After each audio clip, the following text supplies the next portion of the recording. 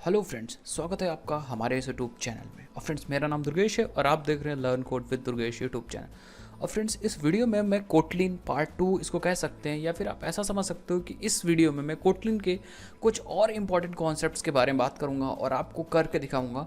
और मोस्टली इस वीडियो में मैं ऊप्स कवर करूंगा कि कोटलिन में आप क्लास ऑब्जेक्ट्स कैसे कर सकते हैं, बना सकते हैं, कैसे आप ओवरलोडिंग कर सकते हैं, कैसे आप ओवर राइडिंग कर सकते हैं, ये सारी चीज़ें बताऊंगा। दैट मीन्स इस वीडियो में कंप्लीट ऊप्स कवर करूंगा। साथ ही साथ में मैं क्या करूंगा, एक्सेप्शन हैंडलिंग के कॉन्सेप्ट्स को कवर करूंगा और उसके बाद मैं कुछ कलेक्शंस कंप्लीट कवर करूंगा। इससे होगा क्या कि हमने इससे पहले एक वीडियो बनाई थी, अगर आप जाके सर्च करोगे यूट्यूब पे learn Kotlin in one video Hindi, तो यहाँ पे जो सबसे पहली वीडियो आएगी कोटलिन लर्न कोटलिन इन हिंदी, ये हमारी वीडियो है। इसमें मैंने कोटलिन के कॉन्सेप्ट सिखाए थे और मैंने सारी बेसिक सिखाई थी, फंक्शन तक मैंने सारी चीज़ें आपको सिखा दी थी यहाँ पे। तो अगर आप ये वीडियो देखोगे एक घंटे 36 मिनट की वीडियो, तो आपको बेसिक समझ में आएगा। इस वीडियो के बाद बहुत सारी रिक्वेस्ट आ रही थी लोगों की कि सर कोटलिन पार्ट 2 बनाइए, जिसमें आप ऑब्जेक्ट ओरिएंटेड के बारे में कुछ चीज़ें सिखाइए और आप शॉर्ट में और भी चीज़ें आप मुझे सिखाइए कोटलिन के बारे में। तो मैंने डिसाइड किया कि हम लोग एक वीडियो करते हैं जिसमें क्लास ऑब्जेक्ट के बारे में चीज़ें सीखते हैं, इनहेरिटेंस के बारे में चीज़ें सीखते हैं, और साथ ही साथ में एक्सेप्शन हैंडलिंग एक बहुत ही इंपॉर्टेंट कॉन्सेप्ट हो जाता है, तो उसके बारे में हम लोग चीज़ें सीखते हैं। ये वाली जो वीडियो है पार्ट 1 कह सकते हैं इसको, या फिर मैं इसको रीनेम कर दूंगा यहाँ पे इसका टाइटल। तो ये वीडियो आपको यहाँ से सर्च करने पे मिल जाएगी, या फिर आप जाके यहाँ पे आप प्लेलिस्ट में देखोगे तो यहाँ पे एक कोटलिन ट्यूटोरियल की प्लेलिस्ट है। इस प्लेलिस्ट में भी आपको पार्ट 1 वीडियो मिल जाएगी। तो मेरी रिकमेंडेशन है कि आप पहले कोटलिन ये वाली बेसिक वाली वीडियो देखिएगा, उसके बाद ये वाली वीडियो देखिएगा। अब बात करते हैं मैं इस वीडियो में आपको सिखाऊंगा क्या। तो इस वीडियो में मैं स्टार्ट करूंगा ऑब्जेक्ट ओरिएंटेड प्रोग्रामिंग से। क्लास क्या होता है, ऑब्जेक्ट क्या होता है, कंस्ट्रक्टर क्या होते हैं, primary constructor, secondary constructor, initialiser block क्या होता है, उसके बाद इनहेरिटेंस के बारे में बात करूंगा, कैसे एक क्लास दूसरे क्लास को इनहेरिट करती है, और साथ ही साथ में हम ओवर राइडिंग की बात करेंगे, एब्स्ट्रैक्ट क्लासेस की बात करेंगे, इंटरफेसेस की बात करेंगे, एक्सेप्शन हैंडलिंग क्या होती है, ट्राई कैच फाइनली कैसे यूज़ करते हैं, मल्टीपल कैच ब्लॉक कैसे यूज़ कर सकते हैं, नेस्टेड ट्राई ब्लॉक कैसे यूज़ कर सकते हैं, और लास्ट में मैं कलेक्शंस बात करूंगा कि कलेक्शन एक्चुअली होते क्या हैं और कलेक्शन को हम लोग कोटलिन में कैसे बनाते हैं और उनके ऊपर कैसे ऑपरेशंस को परफॉर्म करते हैं। तो मैं 3 कलेक्शन की बात करूंगा मोस्टली। एक बात करूंगा मैं लिस्ट, उसके बाद मैं बात करूंगा सेट, और मैं बात करूंगा मैप की। इनको बनाते कैसे हैं, म्यूटेबल कलेक्शंस क्या होते हैं, इम्यूटेबल कलेक्शन क्या होते हैं, तो ये सारी चीज़ें हम लोग इस वीडियो में बात करने वाले हैं। सो थोड़ी सी लंबी वीडियो होगी, but I think it's okay, क्योंकि बहुत सारे कॉन्सेप्ट्स हम एक ही वीडियो में समझ जा रहे हैं। सो चाय कॉफ़ी लीजिए, और अभी तक हमारे चैनल को सब्सक्राइब नहीं किया तो चैनल को सब्सक्राइब कर दिए, क्योंकि मैं ऐसे ही वीडियोस लाता रहूँगा। अगर आप चैनल को सब्सक्राइब कर दोगे तो आपको लेटेस्ट वीडियोस मिलती रहेंगी, और मेक श्योर आप नोटिफिकेशन बेल को भी दबा दीजिए। तो चलिए फ्रेंड्स, हम लोग क्या करते हैं, स्टार्ट करते हैं। तो सबसे पहले हम लोग क्या करेंगे, तो फ्रेंड्स सिंपली हम लोग क्या करेंगे, हम लोग यहाँ पे इंटेलिजे आइडिया ओपन कर लेंगे और सिंपली एक प्रोजेक्ट बना लेंगे। तो हमने यहाँ पे अपना इंटेलिजे ओपन कर लिया और मैंने यहाँ पे सिंपली एक कोटलिन प्रोजेक्ट बना लिया, और इसके अंदर आके मैंने यहाँ पे com.learn एक पैकेज बना के रखा है। और हम लोग क्या करेंगे, हम लोग काम करने के लिए एक नया पैकेज बनाएंगे। तो सिंपली मैं SRC पे राइट क्लिक करूँगा, न्यू पे जाऊँगा, और यहाँ पे आप देखोगे तो पैकेज है। मैं सिंपली इस पैकेज को क्रिएट कर लूँगा एज यू ऑल नो, ठीक है। तो मैं यहाँ पे नाम दे दूँगा इसका com.simply YouTube, ठीक है, सिंपली यूट्यूब, और ओके कर दूंगा। तो आप देखोगे कॉम के अंदर 2 पैकेज आ गए, एक लर्न और एक यूट्यूब। मैं यहाँ पे सारा काम करूँगा, तो मैं क्या करूँगा, एक सिंपल सी फाइल बनाऊंगा जिसके अंदर मैं मेन मेथड रखूँगा। तो सिंपली मैं यूट्यूब पे राइट क्लिक करूँगा और न्यू पे जाऊँगा, और सिंपली हमें कोटलिन की फाइल बनानी है। तो मैं यहाँ पे कोटलिन की सिंपली फाइल पे क्लिक करूँगा और नाम इसका दे दूँगा मेन, और आप देखोगे तो यहाँ पे एक सिंपली फाइल बन गई है। अब क्योंकि ये पैकेज में है तो आप देखोगे पैकेज किस पैकेज में, com.youtube। तो सिंपली ये पैकेज डिक्लेरेशन है। मेन मेथड कैसे बनाते हैं हम लोग कोटलिन में, सिंपली जावा की तरह, बस थोड़ा सा इसका तरीका अलग है। सिंपली आप लिखोगे फन। तो जावा में कोटलिन में कोई भी फंक्शन बनाने से पहले आपको फन कीवर्ड यूज़ करना पड़ता है, और फंक्शन का नाम हमें क्या देना है, मेन, ठीक है, दैट्स इट। ये मेन फंक्शन यहाँ पे बन के रेडी हो गया। हम लोग सिंपली इसके अंदर कुछ मैसेज वगैरह प्रिंट कर सकते हैं। तो अगर मुझे कुछ प्रिंट करना है तो मैं यहाँ पे लिख दूंगा प्रिंट ln। आपको डायरेक्ट लिखना होता है, और आप यहाँ पे सेमीकोलन लगाओ चाहे ना लगाओ, ऑप्शनल है, और मैं लिख दूंगा this is my main method simply. अब इस प्रोग्राम को मैं रन कर सकता हूँ। तो सिंपली आप देखोगे यहाँ पे ग्रीन बटन, इस ग्रीन बटन में क्लिक करके आप रन कर सकते हो। तो सिंपली मैं क्या करूँगा, इस पर क्लिक करूँगा और इसको रन कर दूंगा। सो आप देखोगे ये थोड़ा सा टाइम लेगा बिल्ड करने में। ऑब्वियसली बात है, फर्स्ट टाइम है तो टाइम लेगा, और अगर आपका कंप्यूटर स्लो है तब भी थोड़ा सा टाइम लेगा, बट हालांकि फाइनली ये बिल्ड करने के बाद ये सिंपली आपको आउटपुट दे देगा, और आप देखोगे तो यहाँ पे आउटपुट मिल जाएगा। तो आप देखोगे यहाँ पे this is my main method output आ गया। ये सारी चीज़ें मैंने बात किया था अपने पहले वाले ट्यूटोरियल में, तो आप फंक्शन कैसे बनाना है, सारा काम कैसे करना है, सारी चीज़ें आप जाके उसमें देखोगे। सिंपली मैं क्या करता हूँ, कुछ नोट्स को लिखने के लिए मैं सिंपली यूट्यूब पे राइट क्लिक करके एक सिंपल फाइल बना लूँगा। तो फाइल का नाम दे दूँगा यहाँ पे नोट्स डॉट टेक्स्ट फाइल, ठीक है। तो मैं ये फाइल ऐसा ही बना रहा हूँ। सबसे पहले मुझे स्टार्ट करना है ऊप्स क्या होता है, तो यहाँ पे मैं लिखता भी रहूँगा, ठीक है। तो ऊप्स का जो फुल फॉर्म होता है वो होता है ऑब्जेक्ट ओरिएंटेड प्रोग्रामिंग सिस्टम, ठीक है। सो हम लिखेंगे ऑब्जेक्ट ओरिएंटेड प्रोग्रामिंग सिस्टम। तो ये बेसिकली हमारा क्या है, ऊप्स का फुल फॉर्म है। तो हमें जो चीज़ें स्टार्ट करनी है वो ऊप्स से स्टार्ट करनी है। अब ऊप्स क्या है, सबसे पहले चीज़ें तो हमें जानना होगा ये ऑब्जेक्ट ओरिएंटेड होता क्या है, ठीक है। सो ऑब्जेक्ट ओरिएंटेड क्या होता है, एक स्टाइल है कोड लिखने की। जैसे मान लीजिए मैं किसी को कोड देता हूँ, किसी दो बंदे हैं, दोनों बंदों को सेम लॉजिक पे कोड देता हूँ सॉल्व करने के लिए। तो पहला वाला बंदा उसको सॉल्व करेगा, नॉर्मल तरीके से सॉल्व कर सकता है स्टेप बाय स्टेप, तो उसको बोलते हैं प्रोसीजरल प्रोग्रामिंग। दैट मीन्स पहले वाले बंदे ने उस प्रोग्राम को, उस चीज़ को सॉल्व किया है स्टेप बाय स्टेप प्रोसीजर्स के फॉर्म में, that is a procedural programming. और सेम प्रॉब्लम मैं अगर दूसरे वाले बंदे को देता हूँ तो उसने सॉल्व किया है उसको फंक्शंस बना के, दैट मीन्स उसका जो प्रोग्राम है वो कंपोज मतलब कंसिस्ट ऑफ फंक्शंस है, तो उसको बोलेंगे फंक्शनल प्रोग्रामिंग।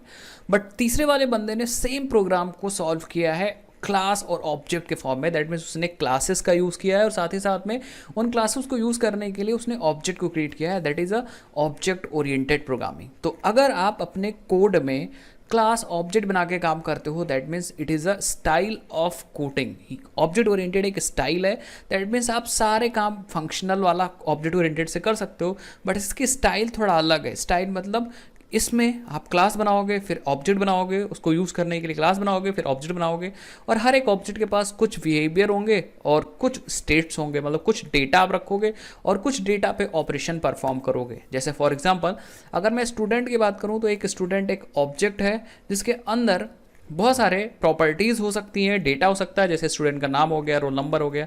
और अगर उसके बिहेवियर की बात करूँ तो स्टूडेंट क्या कर सकता है, स्टूडेंट स्टडी कर सकता है, पढ़ सकता है, ईट कर सकता है, खाना खा सकता है। तो एक्चुअली में जो काम है वो आपका बिहेवियर होता है, जो डेटा होती है वो आपकी क्या होती है, प्रॉपर्टीज़ होती हैं। सो ऑब्जेक्ट ओरिएंटेड अगर आपसे कोई पूछता है तो आप बता दोगे object oriented is a style of coding. ये एक कोडिंग करने की स्टाइल है। तो मैं यहाँ पे लिख सकता हूँ स्टाइल ऑफ प्रोग्रामिंग, ठीक है। स्टाइल ऑफ प्रोग्रामिंग का मतलब क्या होता है, way in which you write a program, मतलब किस तरीके से आप प्रोग्राम को लिखते हो, कोड करते हो, वो बेसिकली ऑब्जेक्ट ओरिएंटेड है। इसको बहुत सारे लोग बोलते हैं it is a paradigm. Exactly ये एक पैराडाइम है जिसकी हेल्प से आप प्रोग्रामिंग करते हो।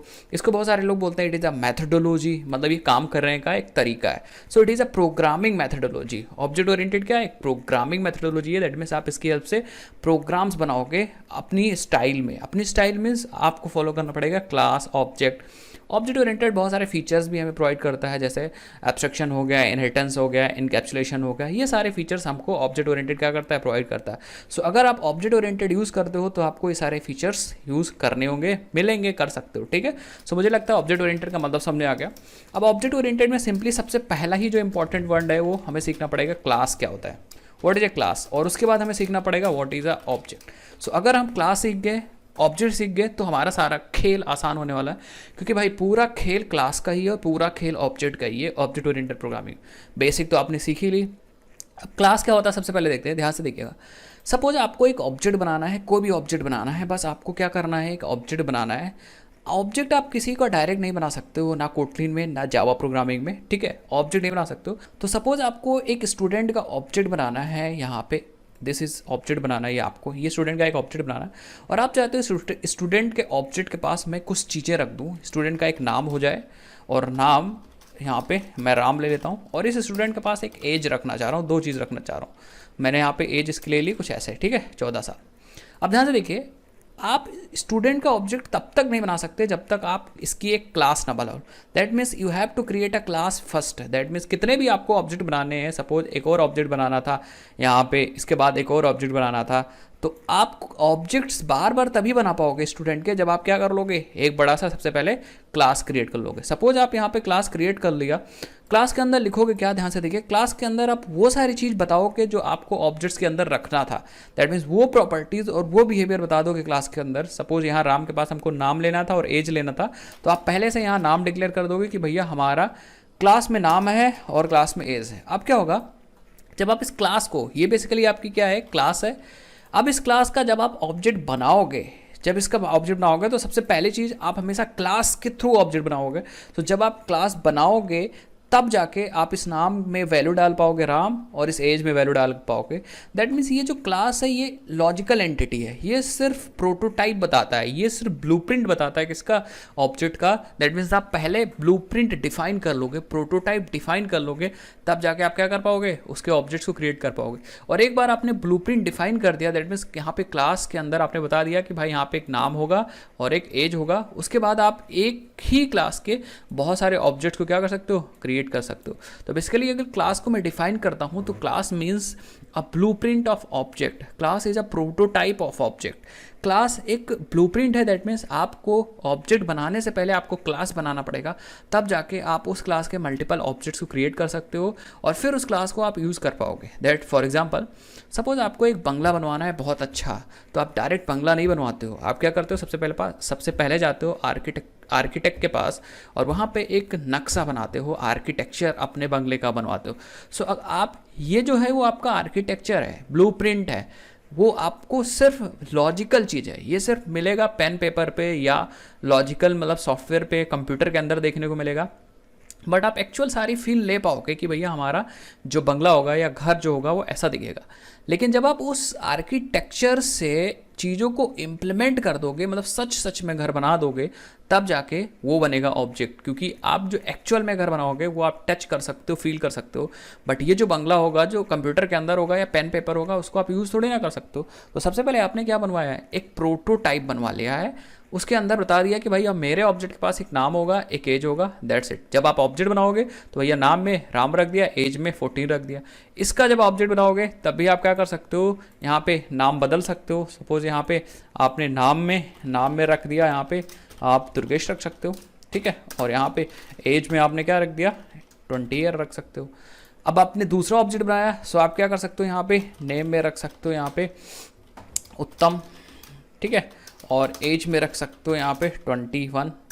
दैट मीन्स आप समझ रहे होगे, दैट मीन्स आपने ब्लूप्रिंट बनवा लिया, नाम एज। अब जब आप इस क्लास का ऑब्जेक्ट बनाओगे, so this is basically a object 1, ये पहला ऑब्जेक्ट है उसी क्लास का, और ये बेसिकली दूसरा ऑब्जेक्ट है उसी क्लास का, और ये बेसिकली नीचे वाला ये तीसरा ऑब्जेक्ट है उसी क्लास का। तो मुझे लगता है अब चीज़ आप समझ रहे होगे कि एक बार आपको सबसे पहले क्लास बनाना पड़ेगा, उसके बाद उस क्लास में जितने भी प्रॉपर्टीज़ आपने बनाई हैं या बिहेवियर बनाया है, ऐसा भी तो हो सकता है यहाँ पे आपने इस क्लास स्टूडेंट है तो वो स्टडी भी तो कर सकता है। तो अब ऐसी बात, क्लास जो स्टूडेंट है तो वो स्टडी करेगा, तो अब इस बात बिहेवियर जो होगा वो एक फंक्शन होगा, और जो डेटा होगा आपका प्रॉपर्टीज़ वेरिएबल्स होंगे। तो अब ये जो स्टडी है वो भी क्या होगा, इसके पास भी होगा, ये भी तो स्टडी करेगा। दैट मीन्स ये भी ऑब्जेक्ट स्टडी कर सकता है, साथ ही साथ में ये वाला भी ऑब्जेक्ट स्टडी करेगा, और साथ ही साथ में देखना ये वाला भी ऑब्जेक्ट क्या करेगा, स्टडी करेगा। दैट मीन्स सारे ऑब्जेक्ट स्टडी करेंगे। तो आप जो यहाँ ब्लूप्रिंट पे बनाओगे वो सारी चीज़ें आप ऑब्जेक्ट्स में यूज़ कर पाओगे। एग्जैक्टली जैसे मैंने यहाँ पे स्टूडेंट का क्लास समझाया, वैसे ही कोई ज़रूरी नहीं आप सिर्फ और सिर्फ स्टूडेंट, आपको डॉग क्लास बनानी है, सो आप एक डॉग क्लास बना लो, प्रॉपर्टीज़ डिक्लेयर कर दो, बिहेवियर डिक्लेयर कर दो, उसके पास आप बहुत सारे डॉग के ऑब्जेक्ट्स बना सकते हो। दैट मीन्स सिंपल सी बात है। आपको अगर ऑब्जेक्ट के बारे में सोचना है तो आपको सबसे पहले क्लास बनाना पड़ेगा। दैट मीन्स पहले आप आर्किटेक्चर बनाओ, ब्लूप्रिंट बनाओ, उसके बाद आप क्लासेस को बना सकते हो। तो मुझे लगता है क्लास ऑब्जेक्ट के बारे में एक्सप्लेनेशन काफ़ी हो गया। एक बार वीडियो देखिए, 2 बार वीडियो देखिए, आपको समझ में आ जाएगा। नेक्स्ट अब मैं थोड़ा डेफिनेशन की बात कर लूँ। सो क्लास का सबसे पहला पॉइंट जो कि मैं बताता हूँ वो है class is a blueprint of object. Class is a blueprint of object, जैसे आप देख सकते हो, class is a blueprint of object. Blueprint का मतलब होता है ये एक नक्शा है ऑब्जेक्ट का। क्लास के अंदर आप सबसे पहले चीज़ें बता दोगे कि भैया मेरे ऑब्जेक्ट में क्या क्या चीज़ें होंगी। तो जब आप ऑब्जेक्ट बनाओगे तब जाके आपको जो चीज़ें आपने ब्लूप्रिंट नक्शे में बताई थी वो सारी चीज़ें आपको मिल जाएगी। इसको आप ऐसे समझ सकते हो, class is a prototype. Class is a prototype, class एक प्रोटोटाइप है, क्लास एक प्रोटोटाइप है, class is a prototype from which object is created. That means class एक प्रोटोटाइप है जहाँ से आप ऑब्जेक्ट को क्या कर सकते हो, बना सकते हो। If there is no class you can not create object. अगर आपके पास क्लास नहीं तो सो आप ऑब्जेक्ट नहीं क्रिएट कर सकते हो। सो क्लास एक ब्लूप्रिंट है ऑब्जेक्ट का जहाँ से आप वेरिएबल बना सकते हो। लास्ट चीज एक और पॉइंट होता है important, class is a logical entity. Class is a logical entity. Class एक लॉजिकल एंटिटी है, दैट मीन्स इसको आप यूज़ नहीं कर सकते। ये सिर्फ और सिर्फ यूज़ होगा किस लिए? ऑब्जेक्ट को क्रिएट करने के लिए। ऑब्जेक्ट के पास जो चीज़ें जानी है वो चीज़ें आप रखोगे यहाँ पे, और जैसे ही ऑब्जेक्ट बनाओगे आपके लिए काम हो जाएगा। क्लास के अंदर क्या क्या चीज़ें बना सकते हो मोस्टली, हालांकि बहुत सारी चीज़ें होती हैं, बट सबसे जो दो इंपॉर्टेंट चीज़ें होती हैं वो क्लास के अंदर हम बना सकते हैं। वी कैन क्रिएट, हम बना सकते हैं सबसे पहली चीज़ वेरिएबल्स। इसको हम लोग स्टेट, ऑब्जेक्ट का स्टेट भी बोलते हैं, या इसको बोलते हैं इंस्टेंस वेरिएबल। तो आप वेरिएबल्स बना सकते हो, साथ ही साथ में आप मेथड्स मतलब फंक्शंस बना सकते हो। तो ये बेसिकली आपका डेटा होता है। सो वेरिएबल्स जो बनाओगे वो आपका डेटा होगा, अभी मैं प्रैक्टिकल भी करके बताऊंगा। और ये जो बनाओगे वो फंक्शनैलिटी होगी, जो जाएगी किसके पास? जो जाएगी आपके ऑब्जेक्ट के पास। तो बेसिकली आप जब क्लास बनाओगे तो आप बता दोगे कि भैया मुझे वेरिएबल्स, ये डेटा चाहिए ऑब्जेक्ट के पास, और मेथड मतलब ये फंक्शनैलिटी चाहिए किसकी? ऑब्जेक्ट की। अब थोड़ा सा बात करते हैं ऑब्जेक्ट के बारे में। सो ऑब्जेक्ट बेसिकली अगर मैं डिफाइन करूँ, so object is a real world entity. ठीक है, तो ऑब्जेक्ट एक रियल वर्ल्ड एंटिटी है, क्लास एक लॉजिकल एंटिटी है। सो ऑब्जेक्ट को हम लोग यूज़ कर सकते हैं, दैट मीन्स जो वेरिएबल्स हम लोगों ने यहाँ पे डिफाइन किया होगा, जो मेथड्स यहाँ पे डिफाइन किया होगा, बेसिकली इस क्लास का हम लोग ऑब्जेक्ट बना के यहाँ पे यूज़ कर सकते हैं। सो हम लोग उन वेरिएबल्स को एक्चुअली में यूज़ कर पाएंगे, या इसको हम लोग ऐसे भी समझते हैं कि object is a implementation of class. Object क्या है? एक इम्प्लीमेंटेशन है किसकी?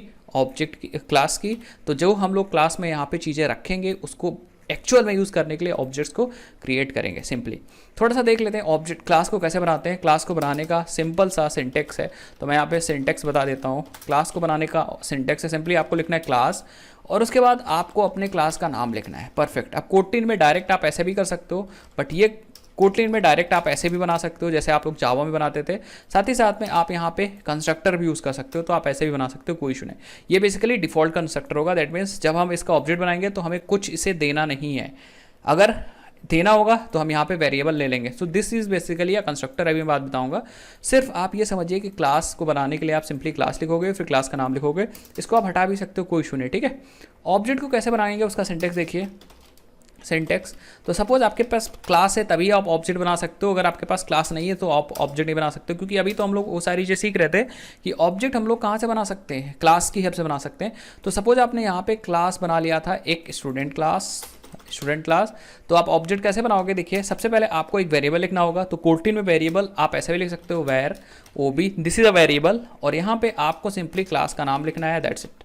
तो हम स्टूडेंट की जगह पे मैं जनरलाइज कर देता हूँ क्लास नेम, दैट्स इट। अब देखिए यहाँ पे ये ब्रेसेस बहुत इंपॉर्टेंट है, ये ब्रेसेस और ये ब्रेसेस यहाँ पे मैच करने चाहिए। यहाँ पे अगर यहाँ पे कुछ आपने नहीं लिखा है तो यहाँ पे ब्लैंक रखोगे, अगर यहाँ पे ब्लैंक, यहाँ पे कोई वेरिएबल लिखा है तो यहाँ पे आप उस वेरिएबल की वैल्यू पास करोगे। तो मोस्टली आपको समझ में आ गया होगा क्लास कैसे बनाते हैं, इसको कैसे यूज़ करते हैं। एक बार हम लोग क्लास बना के देखते हैं। तो सिंपली हम लोग आ जाते हैं अपने main.kt कोटलिन फाइल में, और हम लोग फंक्शन के ऊपर देखिए क्लास बनाएंगे। सिंपली देखिए क्लास, हम लोग लिखेंगे क्लास और क्लास का नाम रखेंगे स्टूडेंट, ठीक है। अब देखो सिंपली मैं ऐसे भी रख सकता हूँ, कोई इशू नहीं, जैसे हम लोग जावा में बनाते थे, और सिंपली या मैं ऐसे भी यूज़ कर सकता हूँ, कोई दिक्कत नहीं, आप देख सकते हो यहाँ पे, ठीक है। अब सिंपली इसके अंदर आप वेरिएबल्स बना सकते हो, जैसा मैंने बताया था। तो मैं कमेंट करके यहाँ पे लिख देता हूँ वेरिएबल्स में बनाने जा रहा हूँ। मैं 2 वेरिएबल बनाऊंगा, एक नेम और एज का। तो सिंपली कैसे वेरिएबल बनाते थे, आप लिखते थे वेर के बाद आप नेम लिखते थे, और नेम के बाद यहाँ पे वैल्यू दे देते थे। तो सपोज मैंने यहाँ पे वैल्यू दे दिया, जो हमारा वैल्यू है दुर्गेश है। सो ये बेसिकली इस वेरिएबल की डिफ़ॉल्ट वैल्यू है। दैट मीन्स जब आप ऑब्जेक्ट बनाओगे स्टूडेंट का तो उस ऑब्जेक्ट के नेम में क्या चला जाएगा, दुर्गेश चल जाएगा। बट अगर आप बाद में चेंज करना चाहते हो तो आप चेंज कर सकते हो। एक और वेरिएबल बना देते हैं वेर, और इसका नाम दे इसका वेरिएबल का नाम लेते हैं एज, और एज हम बेसिकली उसके ले सकते हैं डिफ़ॉल्ट वैल्यू ऐसे करके कुछ, ठीक है। तो हम लोग ने बेसिकली यहाँ पे 2 वेरिएबल नेम बना दिए, एज बना दी। अगर आप चाहते हो तो यहाँ टाइप भी लिख सकते थे, उसकी कोई इशू नहीं होती थी। आप यहाँ पे इंटीजर भी लिख सकते थे, वो सारी चीज़ हम लोग ने पहले डिस्कस की हुई। अब मैं बेसिकली यहाँ पे कुछ मेथड्स बनाऊंगा, जैसे यहाँ पे मैं बनाने जा रहा हूँ मेथड मतलब फंक्शंस। तो कैसे फंक्शन बनाते हैं, आपको सिंपली फन लिखना होता है, और यहाँ पे लिखना होता है डिस्प्ले, फंक्शन का नाम। अब हम लोग क्या कर सकते हैं, हम लोग इन वेरिएबल्स को, इन डेटा मेंबर्स को यहाँ पे यूज़ कर सकते हैं। कैसे हम प्रिंट करते हैं, तो मैं लिखूँगा यहाँ println। तो सबसे पहले यहाँ पे मैं लिखूँगा नेम, तो मैं यहाँ लिख दूँगा माई नेम इज़, और फिर नेम की वैल्यू तो मैं स्ट्रिंग इंटरपोलेशन यूज़ करूँगा, लगाऊँगा डॉलर ब्रेसेस, और यहाँ नेम प्रिंट कर दूँगा, एंड माई एज इज, और फिर मैं एज की वैल्यू प्रिंट कर देंगे। सो होगा क्या, ये बेसिकली अभी आप इस क्लास को नहीं यूज़ कर पाओगे।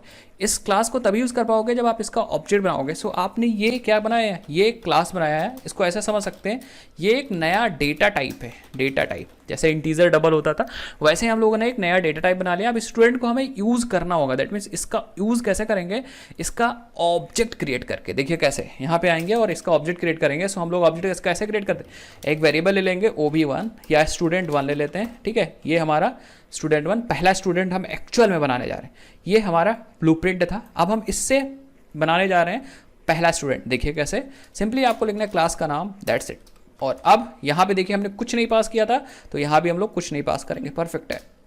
अब हम लोग क्या कर सकते हैं, अब हम लोग का ऑब्जेक्ट बन गया, तो अब हम लोग इसके अंदर की चीज़ें यूज़ कर सकते हैं। दैट मीन्स नाम यूज़ कर सकते हैं, एज यूज़ कर सकते हैं, और साथ ही साथ में हम डिस्प्ले फंक्शन यूज़ कर सकते हैं, क्योंकि ये सारी चीज़ें आ गई होंगी student1 के पास। मैं आपको दिखाता हूँ, अगर आप यहाँ student1 डॉट डिस्प्ले कॉल करते हो, दैट मीन्स हम student1 से बोल रहे हैं कि भैया आप डिस्प्ले कर दो, तो वो अपना नाम प्रिंट कर देगा। वो प्रिंट करेगा माई नेम इज़, नेम की वैल्यू मतलब Durgesh, and my age is 20। मैं दिखाता हूँ, अगर मैं यहाँ पे रन करूँ तो आप देखिएगा,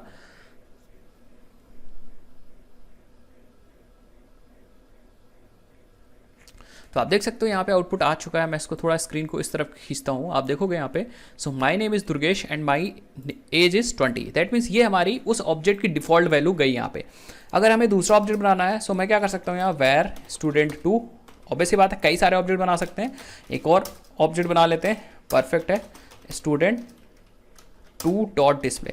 तो मैंने यहाँ पे देखिए, यहाँ पे मैंने student1 डॉट डिस्प्ले किया है, मतलब पहले स्टूडेंट की डिटेल पूछी थी, और यहाँ पे student2 डॉट डिस्प्ले किया है, मतलब दूसरे स्टूडेंट की डिटेल। बट इस केस में दोनों स्टूडेंट की डिटेल देखिए, नाम दुर्गेश ही होगा और स्टूडेंट एज भी 20 ही होगी।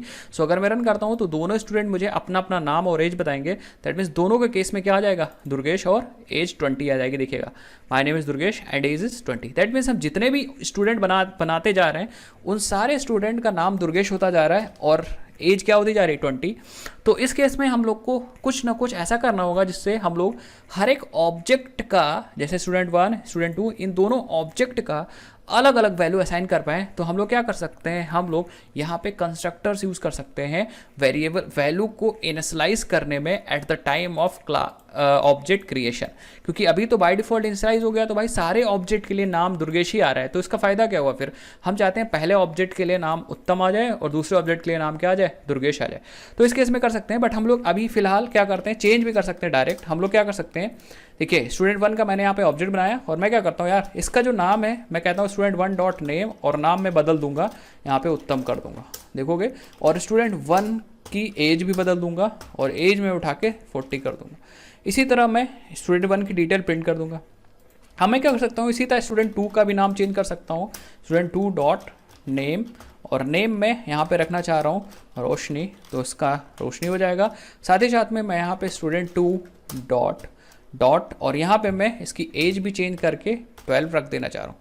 अब इस केस में इससे कोई मतलब नहीं, क्योंकि आपने इन दोनों वैल्यूज़ को क्या कर दिया, ओवरराइट कर दिया। देखो, जब यहाँ पे स्टूडेंट का आपने ऑब्जेक्ट बनाया है, उस केस में student1 के पास गया होगा नाम दुर्गेश, एज 20, बट आपने बाद में student1 का नाम देखिए चेंज कर दिया, वैल्यू दुर्गेश की जगह उत्तम कर दिया और एज की जगह 40 कर दिया।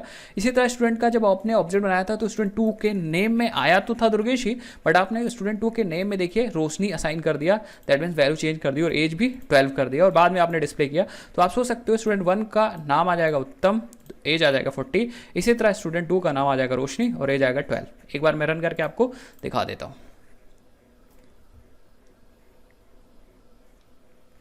सो आप देख सकते हो यहाँ पे वैल्यूज़ आ गई।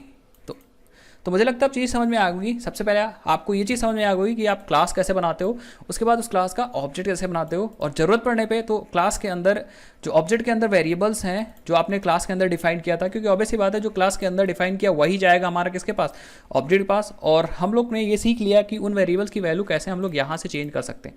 बट दिक्कत ये है कि देखिए, आपके पास सिर्फ 2 वेरिएबल थे क्लास के पास, और आपको 2 लाइन इस ऑब्जेक्ट के लिए चेंज करना पड़ा और 2 लाइन इस ऑब्जेक्ट के लिए अलग से लिखना पड़ा वेरिएबल्स को चेंज करने के लिए। सोचो अगर यहाँ पे 100 वेरिएबल्स होते और यहाँ पे आपको बनाने होते 100 ऑब्जेक्ट्स, ठीक है, 100 ऑब्जेक्ट्स। अब खुद सोचो, देखो जब 2 वेरिएबल थे, 2 ऑब्जेक्ट बनाने थे, तो आपको 4 लाइन लिखनी पड़ी। दैट मीन्स ये चीज़ इससे मल्टीप्लाई हो जा रही, और इस बार हमने 100 वेरिएबल लिया और 100 ऑब्जेक्ट्स हैं, सो 100 इंटू 100 दैट मीन्स 10⁴ लाइन सिर्फ आपको एक्स्ट्रा लिखनी पड़ेगी। सो हम लोग ये जो वैल्यू है इसको, ये जो दोनों लाइनें हैं डेटा ऑब्जेक्ट के डेटा को इनिशियलाइज करने के लिए हम लोग क्या करेंगे, ये तरीका नहीं यूज़ करेंगे डेटा को असाइन करने के लिए या फिर डेटा को इनिशियलाइज करने के लिए, चेंज करने के लिए हम लोग यूज़ करेंगे कंस्ट्रक्टर। जैसे कि आप जैसे ही ऑब्जेक्ट बनाओ डायरेक्ट उसके नेम में उत्तम डालो और एज में क्या डालो 40,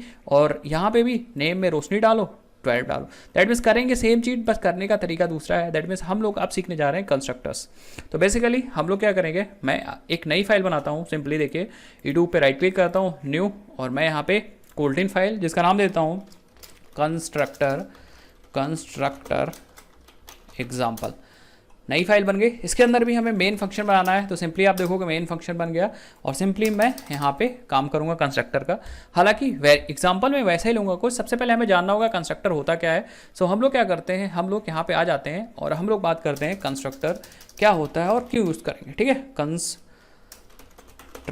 तो बेसिकली अभी देखेंगे, जब हम लोगों ने अभी देखा हम लोगों ने जब हम लोगों ने बनाया था यहाँ पे ऑब्जेक्ट, उस केस में थोड़ा सा दिक्कत किस लिए हो रही थी, दिक्कत इसलिए हो रही थी डेटा को यहाँ से ऑब्जेक्ट बनाते समय यहाँ पे ले जाने के लिए। यहाँ पे हम लोगों ने बाय डिफ़ॉल्ट वैल्यू रख दी थी, तो कंस्ट्रक्टर हमारा बेसिकली यही काम आसान कर देता है। कंस्ट्रक्टर क्या करता है, कंस्ट्रक्टर हमारे ऑब्जेक्ट को इनिशियलाइज कर देता है आसानी से। कंस्ट्रक्टर हमारे ऑब्जेक्ट को इनिशियलाइज कर देता है, तो इसको ऐसे कह सकते हैं, इट इनिशियलाइजेज द ऑब्जेक्ट। तो जैसे ही आप क्या करोगे, यहाँ पे ऑब्जेक्ट्स बनाओगे, यहाँ ऑब्जेक्ट बनाओगे, कंस्ट्रक्टर कुछ वैल्यूज़ लेगा और वो वैल्यू उठा के आपके वेरिएबल्स में डाल देगा।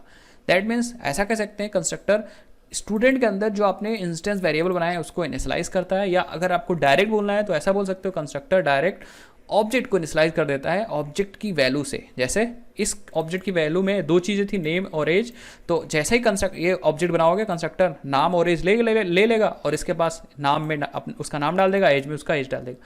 यहाँ पे भी वही था, जैसे ही आप इसका ऑब्जेक्ट बनाओगे वो आपसे दो चीज़ें लेगा, रोशनी, और नेम में रोशनी डाल देगा और एज में 12 डाल देगा। तो आपको ये दोनों लाइनें नहीं लिखनी पड़ेगी। चलिए देखते हैं इसका एग्जाम्पल। तो सबसे पहले हमें जानना होगा कंस्ट्रक्टर कोटलिन में दो तरीके से हो सकते हैं, तो मैं यहाँ पे लिख देता हूँ, there are 2 types of constructor in Kotlin language या कोटलिन। ठीक है, सबसे पहले वाले को बोलते हैं हम लोग प्राइमरी कंस्ट्रक्टर, और दूसरे वाले को बोलते हैं हम लोग सेकेंडरी कंस्ट्रक्टर। जैसे हम लोग के पास सेकेंडरी कंस्ट्रक्टर, सबसे पहले लिख देता हूँ यहाँ पे कंस्ट्रक्टर। ठीक है, अब ध्यान से देखिए, प्राइमरी कंस्ट्रक्टर जावा अगर हम लोगों ने सीखी है या आप लोगों ने सीखी, तो अगर आप लोग को समझ में आए तो जावा में दो तरह के कंस्ट्रक्टर होते थे, parameterize constructor and non parameterize constructor. Exactly यहाँ भी दो तरह के कंस्ट्रक्टर है, primary constructor and secondary constructor, but दोनों कंस्ट्रक्टर अलग हैं। अलग कैसे हैं, ध्यान से देखिए। प्राइमरी कंस्ट्रक्टर जो होता है वो बेसिकली सबसे आसान तरीके से आपके ऑब्जेक्ट को इनिशियलाइज करता है, और ये हमेशा क्लास के नाम के साथ यूज़ होता है। ध्यान से देखिए कैसे, अगर हमें एक ऐसे ही क्लास बनानी है एनिमल की, तो हम सिंपली क्या करते हैं, क्लास एनिमल लिख देंगे। परफेक्ट, क्लास एनिमल बन गया हमारा और उसकी बॉडी बन गई। अब सपोज एनिमल में दो चीज़ें लेनी है, एनिमल का नाम लेना है और उसका कलर लेना है। सो अब हम लोग को दो वेरिएबल लेना है, तो हम ये बेसिकली आपका प्राइमरी कंस्ट्रक्टर है। तो सबसे पहले चीज़ ये चीज़ याद रखिएगा कि primary constructor is declare as a part of class header. That means primary constructor हमेशा क्लास के नाम के बाद लिखा जाएगा। तो ये जो आप ब्रैकेट लगाए हो ना, यही आपका क्या है, प्राइमरी कंस्ट्रक्टर है। तो हमेशा क्लास के हेडर के साथ जो कंस्ट्रक्टर आएगा वही हमारा क्या होगा, प्राइमरी कंस्ट्रक्टर होगा। तो ये चीज़ मैं यहाँ पे मेंशन भी कर देता हूँ, primary constructor is declared as a part of class header. और ये सबसे आसान तरीका है काम करने का। ध्यान से देखिए कैसे करना है। सिंपली देखिए, यहाँ पे हम लोग वेरिएबल्स ले सकते हैं और वो कंस्ट्रक्टर के अंदर हम लोग वेरिएबल्स बना रहे हैं। जैसे मुझे नाम लेना है तो मैं यहाँ पे सिंपल वेरिएबल लूँगा वेल, और वेल में नेम ले लूँगा। किस टाइप का होगा, ये स्ट्रिंग टाइप का होगा, सो मैं यहाँ पे स्ट्रिंग डाल दूँगा। कॉमा लगा के मैं दूसरा वेरिएबल ले सकता हूँ, वेरिएबल कलर, और कलर में वो भी स्ट्रिंग टाइप की होगी। दैट मीन्स देख सकते हो कोई भी एरर नहीं आ रही है। सो ये बेसिकली आपका कंस्ट्रक्टर है जो एक्सेप्ट कर रहा है दो वैल्यूज़। ठीक है, जो ले रहा है दो वैल्यूज़ को, एक स्ट्रिंग नाम ले रहा है और स्ट्रिंग कलर ले रहा है। अब हम लोग इसको यहाँ पे यूज़ कर सकते हैं, कोई इशू नहीं। सिंपली देखिए, ध्यान से देखिए, इनको क्या कर सकते हो, इन वैल्यूज़ को आप डायरेक्ट भी यूज़ कर सकते हो या साथ ही साथ में आप अलग से वेरिएबल की वैल्यूज़ असाइन भी कर सकते हो। देखिए सिंपली अब देखिए यहाँ पे जब हम लोग ऑब्जेक्ट बनाएंगे एनिमल का, देखिए अभी इसके अंदर मैंने कुछ भी नहीं लिखा है, बट अब जब मैं यहाँ पे ऑब्जेक्ट बनाऊंगा, मैं लूँगा ऑब्जेक्ट बनाने के लिए एक वेरिएबल ले लूँगा animal1 इज इक्वल टू, और सिंपली मैं यहाँ पे एनिमल जब मैं लूँगा, और देखिए अगर मैं यहाँ पे कुछ नहीं पास करता हूँ तो यहाँ पे आ जाएगी एरर। देखिए एरर कह रही है, यहाँ पे एरर कह रही है कि no values passed for the colour and name, ना आपने कलर के लिए वैल्यू पास की, ना आपने नेम के लिए वैल्यू पास की, और एरर आएगी तो प्रोग्राम आपका ऑब्वियसली बात नहीं चलेगा। क्योंकि दिक्कत ये हो गई कि आप खुद देखो कि जब आपने क्लास बनाया तो आपने कहा, प्रॉमिस किया कि मैं दो चीज़ पास करूंगा, एक नेम पास करूंगा और एक कलर पास करूंगा, बट जब आपने उसका ऑब्जेक्ट बनाया तो आपने कुछ नहीं पास किया। दैट मीन्स दोनों बात आप ही कह रहे हो। एक बात ये कह रहे हो कि जब हम ऑब्जेक्ट बनाएंगे तो मैं नाम दे दूंगा और कलर दे दूंगा, बट जब ने आपने ऑब्जेक्ट बनाया तो आपने कुछ नहीं दिया। इसका मतलब ये गलत चीज़ है। आपको दो चीज़ें पास करनी है, एक नाम पास करना और एक कलर पास करना है। सो मैं यहाँ पे कुछ एनिमल का नाम पास कर देता हूँ टॉमी, और उसका कलर पास कर देता हूँ ब्लैक, और दोनों स्ट्रिंग है। तो आप देखिए दोनों चीज़ें आ गई। अब ये चीज़ अपने आप से आ गई, ये बेसिकली यहाँ से आ रही है, ठीक है। सो आप यहाँ पे दो चीज़ पास कर सकते हो। जैसे ही आपने दो चीज़ पास किया, एरर नहीं आ रही है। अब देखिए यहाँ पे अगर मैं यहाँ पे प्रिंट करता हूँ, सिंपली देखिए मैं प्रिंट करता हूँ println और मैं लिखता हूँ animal1 डॉट, तो आप देखोगे यहाँ पे नाम आ गया। दैट मीन्स ये अपने आप से वेरिएबल बन गया, ठीक है। और यहाँ पे एक चीज़ मैं और प्रिंट कर सकता हूँ println, और यहाँ पे लिख सकता हूँ animal डॉट कलर। तो आप देखोगे इस animal1 का नाम प्रिंट हो जाएगा, animal1 का कलर प्रिंट हो जाएगा। अगर मैं यहाँ रन करूँ तो आप देखोगे animal1 का नाम प्रिंट हो जाएगा, animal1 का कलर प्रिंट हो जाएगा। एग्जैक्टली देखोगे टॉमी और ब्लैक। अगर आपको दूसरा ऑब्जेक्ट बनाना है तो अब आपको प्राइमरी कंस्ट्रक्टर यूज़ करना पड़ेगा ऑब्जेक्ट बनाने के लिए। जैसे नाम, जैसे सपोज आपको एक और वेरिएबल ऑब्जेक्ट बनाना है तो सिंपली आप वेरिएबल ले लो, animal2 ले लो और सिंपली एनिमल का ऑब्जेक्ट बना लोगे। बट यहाँ पे प्राइमरी कंस्ट्रक्टर यूज़ करना है। That means you have to use this one. So you have to pass name as an argument और कलर एज एन यहाँ पे, ठीक है। सो सिंपली यहाँ पे आपको नाम पास करना है। तो सपोज टॉमी हो गया, इसका नाम जॉनी ले लेते हैं और यहाँ पे इसका कलर ग्रे ले लेते हैं, तो अब इस animal2 के पास जो नाम गया वो गया जॉनी और जो कलर गया वो ग्रे गया, ठीक है, ग्रे। अब सिंपली अगर मैं प्रिंट करता हूँ तो आप लिखोगे वेरिएबल आपको प्रिंट करना है तो सिंपली आप क्या लिखोगे println, और println के अंदर सिंपली आप animal2 डॉट नेम, और सिंपली आप यहाँ प्रिंट कर सकते हो animal2 डॉट कलर। और अगर मैं रन करूँ तो आप देखोगे बारी बारी से दोनों ऑब्जेक्ट का नाम और कलर प्रिंट हो जाएगा। आप देख सकते हो टॉमी ब्लैक ये पहले एनिमल का कलर है, जॉनी और ग्रे दूसरा एनिमल का। बट ये अलग से बार बार आपको प्रिंट करने की ज़रूरत नहीं है। आप क्या कर सकते हो, इस चीज़ को हटा दो और एक बिहेवियर आप यहीं पे बना सकते हो, फंक्शन लिख दो और यहाँ पे लिख दो डिस्प्ले डिटेल्स, और इसके अंदर आप दोनों वेरिएबल्स को यूज़ कर लो। जैसे फॉर एग्जांपल आप यहाँ पे लिख दो println, और println के अंदर सिंपली आप लिख दो, सबसे पहले ऐसे लिखो नेम ऑफ एनिमल या नेम ऑफ एनिमल और एनिमल का नाम। सो आप यहाँ पे नेम यूज़ कर सकते हो और साथ ही साथ में यहाँ पे आप कलर यूज़ कर सकते हो, ऐसा कह के कलर ऑफ एनिमल, आपको कलर दिख जाएगा और लास्ट में आप लाइन चेंज हो जाएगी। अदरवाइज एक लाइन और आप चेंज कर सकते हो, ये आपकी टोटल मर्जी है, ठीक है। सिंपली अगर मैं रन करूँ तो आप देखोगे अभी मैंने फंक्शंस को कॉल नहीं किया। सो हमें क्या करना पड़ेगा, यहाँ पे हमारे फंक्शंस को भी कॉल करना पड़ेगा। आप देखोगे वार्निंग दे रहा है वेरिएबल animal1 नेवर यूज्ड, तो अब इसी बात मैंने कहाँ पे यूज़ किया आप देखो, ठीक है। सिंपली मैं यहाँ क्या करता हूँ, लिखता हूँ animal1 डॉट डिस्प्ले डिटेल्स, और animal2 के लिए भी क्या करता हूँ animal2 डॉट डिस्प्ले डिटेल। सो हम लोग यहाँ पे प्राइमरी कंस्ट्रक्टर को यूज़ करके वैल्यूज़ को ऊपर ले जा रहे हैं ऑब्जेक्ट के थ्रू। तो आप देखोगे यहाँ पे आउटपुट जाएगा वो काफ़ी अच्छा आएगा। देखिए name of animal is Tommy, colour of animal is black. So ये पहले ऑब्जेक्ट की बात हो रही है animal1 वाले। अगर इसकी बात करूँ तो name of animal is Johnny, colour of animal is grey. That means दोनों ऑब्जेक्ट की वैल्यूज़ आप खुद देखो यहाँ पे हमने नहीं असाइन की है। सो ये बेसिकली आपका कंस्ट्रक्टर कॉलिंग है, ये आपका प्राइमरी कंस्ट्रक्टर था। तो प्राइमरी कंस्ट्रक्टर आप हमेशा ऐसे ही बनाओगे क्लास के नेम के हेडर में, मतलब नेम के साथ बनाओगे, ठीक है, जैसे मैंने यहाँ पे बनाया। ऐसा भी हो सकता है कि आपके पास यहाँ पे एक और वेरिएबल है, ऐसा करके वैल एनिमल नेम, और ये स्ट्रिंग टाइप का है। स्ट्रिंग टाइप का, सो एस कैपिटल होगा, ठीक है, स्ट्रिंग टाइप का है। अब दिक्कत ये है, ध्यान से देखिए, यहाँ पे एक वेरिएबल है, दिक्कत ये है कि हम चाहते हैं कि ये जो नेम की वैल्यू है वो इस वाले एनिमल नेम में रख दें। तो आप कैसे कर सकते हैं, आप यूज़ कर सकते हैं इनिशियलाइजर ब्लॉक, ठीक है। सो हम लोग इनिशियलाइजर ब्लॉक यूज़ कर सकते हैं। देखिए इनिशियलाइजर ब्लॉक मैं यहाँ पे डाल देता हूँ, ठीक है। हम लोग क्या कर सकते हैं, यहाँ पे इनिशियलाइजर ब्लॉक यूज़ कर सकते हैं। तो इनिशियलाइजर ब्लॉक चल जाएगा जैसे ही ऑब्जेक्ट बनेगा, ठीक है। तो जैसे ही आपने ऑब्जेक्ट बनाया इनिशियलाइजर ब्लॉक चल जाएगा। सो हम लोग इनिशियलाइजर ब्लॉक यहाँ बनाएंगे। देखिए मैं लिखूंगा इनिट, ये देखिए ये इनिशियलाइजर ब्लॉक है, और इसके अंदर मैं लिख दूंगा animal name is equal to name, ठीक है। तो ये बेसिकली इनिशियलाइजर ब्लॉक में मैंने क्या किया, जो नेम की वैल्यू यहाँ पे आएगी, अब वो चाहे जॉनी हो, चाहे टॉमी हो, चाहे जॉनी हो, जो भी नाम यहाँ पे आएगा वो यहाँ से चला जाएगा इस एनिमल नेम में।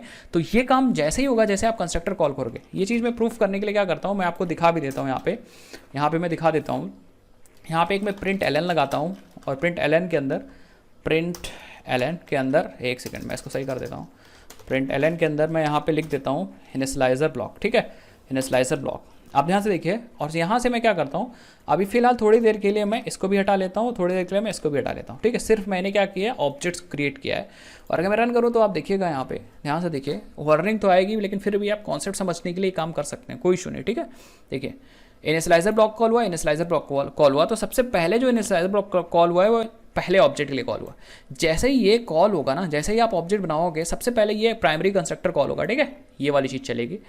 उसके जस्ट तुरंत बाद आपका इनिशियलाइजर ब्लॉक होगा, और वो क्या करेगा, जो आपने नाम पास किया होगा, इस केस में आपने टॉमी पास किया है, सो टॉमी को उसने इस एनिमल नेम में रख दिया है, परफेक्ट है, और उसने प्रिंट कर दिया इनिशियलाइजर ब्लॉक पहला वाला, ठीक है। नेक्स्ट चीज़, दूसरे में भी वही हुआ, एनिमल कॉल आपने ऑब्जेक्ट बनाया, जैसे ही ऑब्जेक्ट बनाया वो नेम और ग्रे के साथ ऊपर गया होगा, और यहाँ पे नेम, और जैसे ही कंस्ट्रक्टर कॉल होने के बाद इनिशियलाइजर ब्लॉक चला होगा, तो उसने जॉनी को यहाँ रखा एनिमल नेम में, और इसको प्रिंट किया दिस इज। अगर आप प्रिंट करो तो आप देख सकते हो कि क्या आ रहा है एनिमल नेम में। सो अगर मैं यहाँ पे लिखता हूँ प्रिंट एलन, और मैं यहाँ पे एनिमल 1 का एनिमल नेम प्रिंट करता हूँ, तो आपको पता चल जाएगा, टॉमी प्रिंट हो जाएगा। आप समझ जाओगे कि भैया हाँ टॉमी प्रिंट हो गया, इसका मतलब जो मैंने यहाँ पास किया था वो यहाँ पे आ चुका है। आप देखिएगा यहाँ पे, देखिए तो टॉमी प्रिंट हो गया, देख लीजिए टॉमी प्रिंट हो गया। दैट मीन्स ऑब्वियस सी बात, ये टॉमी किस में गया था, नेम में गया था, और इनिशियलाइजर ब्लॉक जैसे ही चला, देखिए जो टॉमी आया था वो इसमें आ गया। और ये चीज़ मैंने प्रूव भी कर दिया, या आपने प्रूव भी कर लिया एनिमल 1 का एनिमल नेम प्रिंट करके। तो मुझे लगता है इनिशियलाइजर ब्लॉक समझ में आ गया होगा।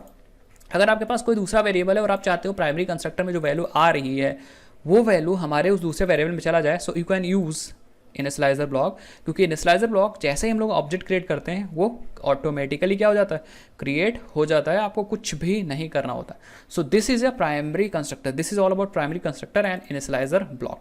नेक्स्ट अगर बात करूँ सेकेंडरी कंस्ट्रक्टर की, सो हम लोग क्या कर सकते हैं, सेकेंडरी कंस्ट्रक्टर भी यूज़ कर सकते हैं। अगर मुझे प्राइमरी कंस्ट्रक्टर यूज़ करना है सो हम लोग क्या कर सकते हैं, सेकेंडरी कंस्ट्रक्टर यूज़ करते हैं।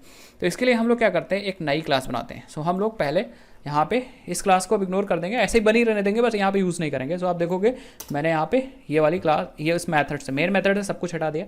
मैं यहाँ पे एक नई क्लास बनाता हूँ। तो एक फाइल के अंदर आप कई सारी मल्टीपल फाइल्स को क्रिएट कर सकते हो बहुत आसानी से। देखिए कैसे, मल्टीपल क्लासेस को क्रिएट कर सकते हो, नॉट फाइल। एक फाइल के अंदर मल्टीपल क्लासेस हम लोग आसानी से क्रिएट कर सकते हैं। तो एक और मैं क्लास बना रहा हूँ, सिंपली क्लास, और क्लास का नाम कुछ भी डिसाइड कर लेते हैं, आप कुछ सोच लो। सपोज क्लास मैंने ले लिया एप्पल, ठीक है। सो this is a class Apple, और ये एप्पल खाने वाला है, ये एप्पल वाला नहीं है, एप्पल कंपनी वाला नहीं है, ठीक है, खाने वाला है, जिससे कि थोड़ा सा इंटरेस्ट भी है, ये खाने पीने वाली चीज़ वैसे भी खा लेनी चाहिए, ठीक है। तो अब हम यहाँ पे क्या करेंगे, हम यहाँ पे एक सेकेंडरी कंस्ट्रक्टर नहीं बनाएंगे, सॉरी यहाँ पे हम लोग प्राइमरी कंस्ट्रक्टर नहीं बनाएंगे। सो प्राइमरी को हम लोग क्या कर सकते हैं, ब्लैंक छोड़ सकते हैं, या हम लोग ऐसे भी छोड़ सकते हैं, कोई दिक्कत नहीं। हम लोग क्या करेंगे, यहाँ पे यूज़ करेंगे सेकेंडरी कंस्ट्रक्टर। कैसे करना है secondary constructor use, secondary constructor बनाने के लिए आपको लिखना होता है कंस्ट्रक्टर, और कंस्ट्रक्टर एग्जैक्टली जैसे हम लोग बनाते थे, क्या जैसे हम लोग बनाते थे जावा में कंस्ट्रक्टर, और क्लास का नाम सेम रखते थे। बट यहाँ पे हमें कुछ नहीं करना है, यहाँ पे सिंपली हमें कंस्ट्रक्टर यूज़ करना है। क्या करने के लिए, कंस्ट्रक्टर यूज़ करना है हमें सेकेंडरी कंस्ट्रक्टर को बनाने के लिए। प्राइमरी कंस्ट्रक्टर आप यहीं से बना देते, देखिए primary constructor, but secondary constructor हम लोग कंस्ट्रक्टर लिखने के बाद बनाएंगे। तो ये हो गया हमारा सेकेंडरी कंस्ट्रक्टर, और इसमें हम लोग वेरिएबल ले सकते हैं, name equal to string name रख सकते हैं। एप्पल का कलर ले लेते हैं, नॉट नेम, कलर, कलर, और कलर भी स्ट्रिंग हो गया ऑब्वियसली बात, और कलर के साथ ही साथ हम लोग इसकी प्राइस भी ले सकते हैं कि भैया एक एप्पल की प्राइस क्या है, जो कि हम लोग डबल यूज़ कर सकते हैं। ठीक है, सो मैंने देखो सेकेंडरी कंस्ट्रक्टर में दो चीज़ लिया है, एक कलर और एक प्राइस। ठीक है, दैट मीन्स का कलर और इसका प्राइस लिया।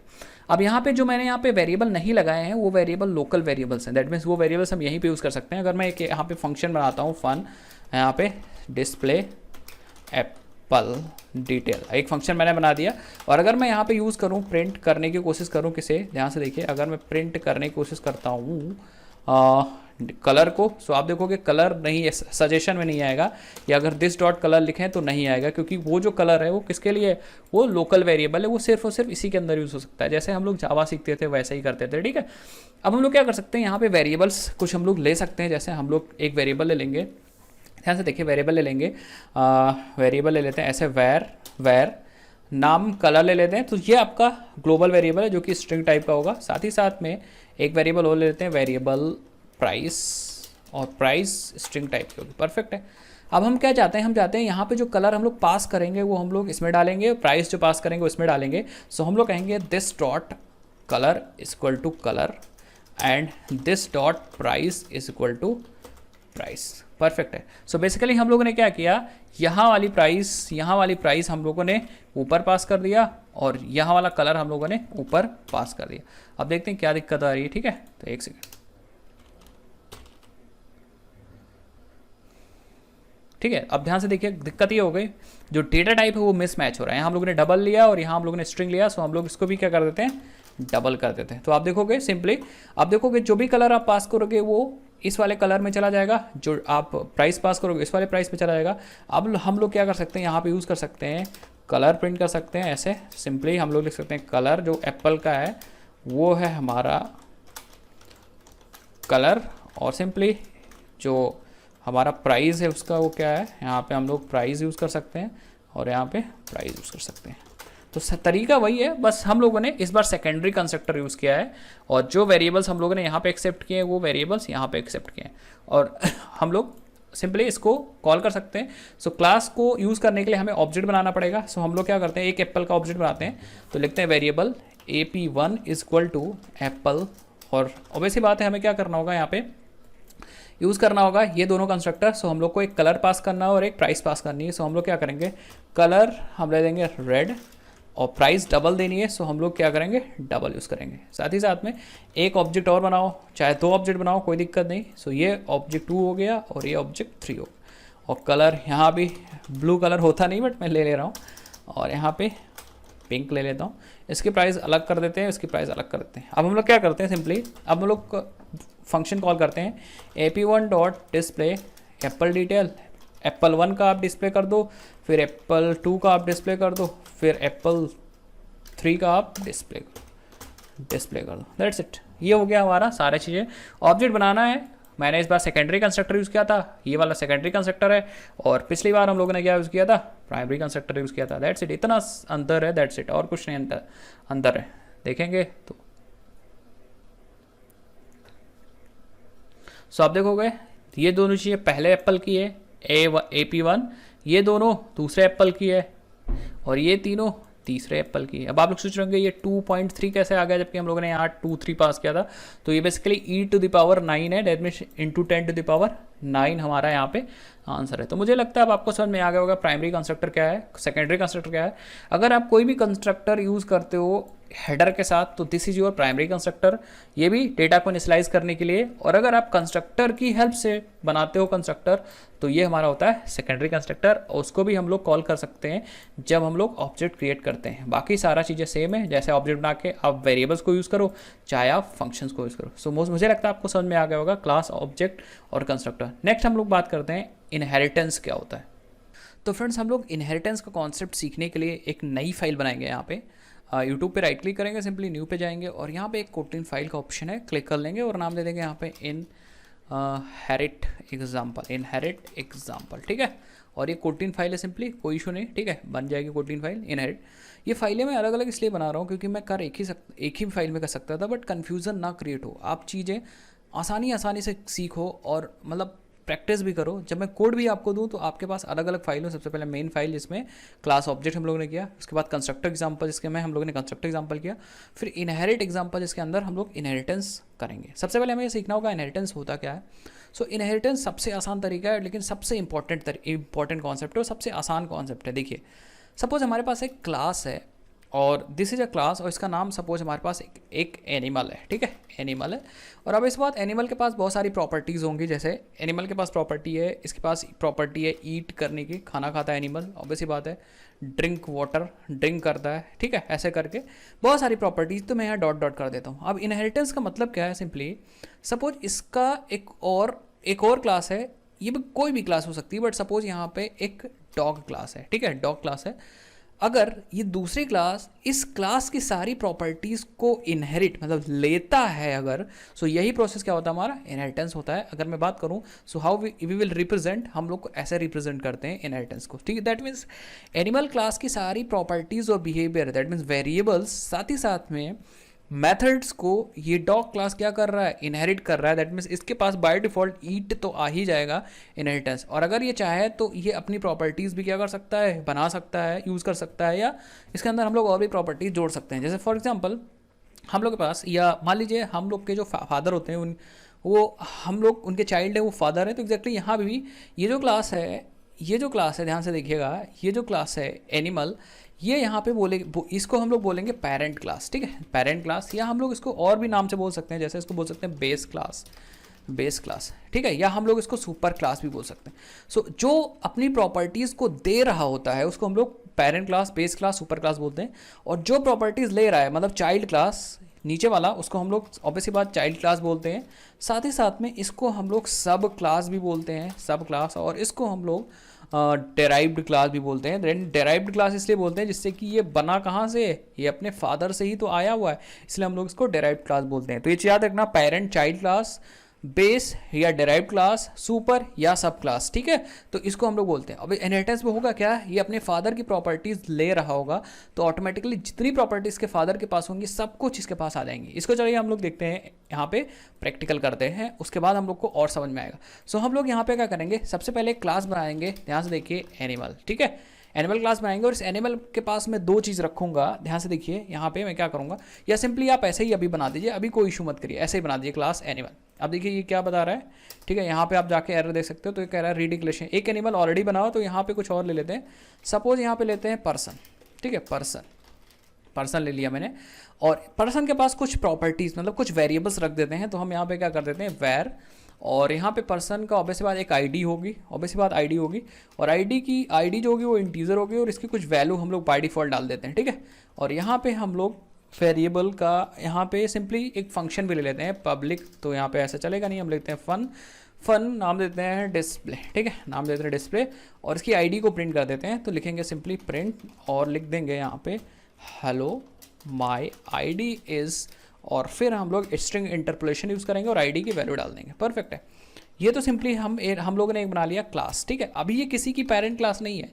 अब हम लोग क्या करेंगे, इसको पेरेंट बनाने के लिए एक और क्लास बनाएंगे, चाइल्ड, ठीक है। तो हम लोग क्लास बनाएंगे, सपोज यहाँ पे एक स्टूडेंट है, या सपोज यहाँ पे एक पर्सन है, या एक एम्प्लॉई है, और एम्प्लॉई है, ध्यान से देखिए। तो ऑब्वियस बात एक एम्प्लॉई क्लास है और क्लास ऐसे बनेगी।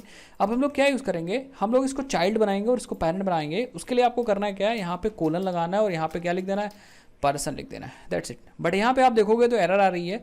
एरर ये कह रहा है this type constructor and the must be initialised here, ठीक है। और ये कह रहा है this is a type final so it can not be, ठीक है। तो आप ध्यान से देखिए होता क्या है, ये जो चाइल्ड क्लास है, ये क्लास कोटिन में बाय डिफ़ॉल्ट अपने किसी भी नॉर्मल क्लास को एक्सटेंड नहीं कर सकती, क्योंकि बाय डिफ़ॉल्ट यहाँ पे जो क्लास होती है वो हमेशा फाइनल होती है, बाय डिफ़ॉल्ट हमेशा क्लासेस फाइनल होती हैं। तो हमें क्या करना पड़ेगा, और फाइनल क्लास को हम लोग इनहेरिट नहीं कर सकते, तो हमें यहाँ पे यूज़ करना पड़ेगा एक ओपन मतलब अब ये ओपन है इनहेरिटेंस के लिए, दैट मीन्स इसको कोई इनहेरिट कर सकता है। अब साथ ही साथ में हमें यहाँ पे एक प्राइमरी कंस्ट्रक्टर कॉल करना होता है, दैट मीन्स इस क्लास, ये जब भी क्लास चलेगी तो ये कॉल करेगी इस पर्सन का प्राइमरी कंस्ट्रक्टर, जो कि अभी तक तो हमने कुछ बनाया नहीं। तो आप यहाँ पे ऐसे भी यूज़ कर सकते थे, दैट मीन्स जब ये इस क्लास का ऑब्जेक्ट बनेगा तो वो बाय डिफ़ॉल्ट यहाँ से जाएगी और प्राइमरी कंस्ट्रक्टर कॉल करके पर्सन का ऑब्जेक्ट बना देगी। That's it. अब ध्यान से देखिए, अब यहाँ पे मैं एक मेन बनाता हूँ, तो मेन एक मेथड बना देता हूँ और मैं कुछ ऑब्जेक्ट्स को क्रिएट करने जा रहा हूँ, बस ध्यान से देखते जाइए।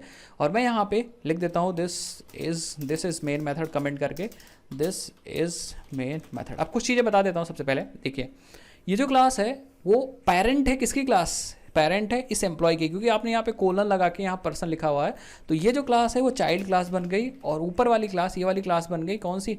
आपकी पेरेंट क्लास। अब ध्यान से देखते जाइएगा बस।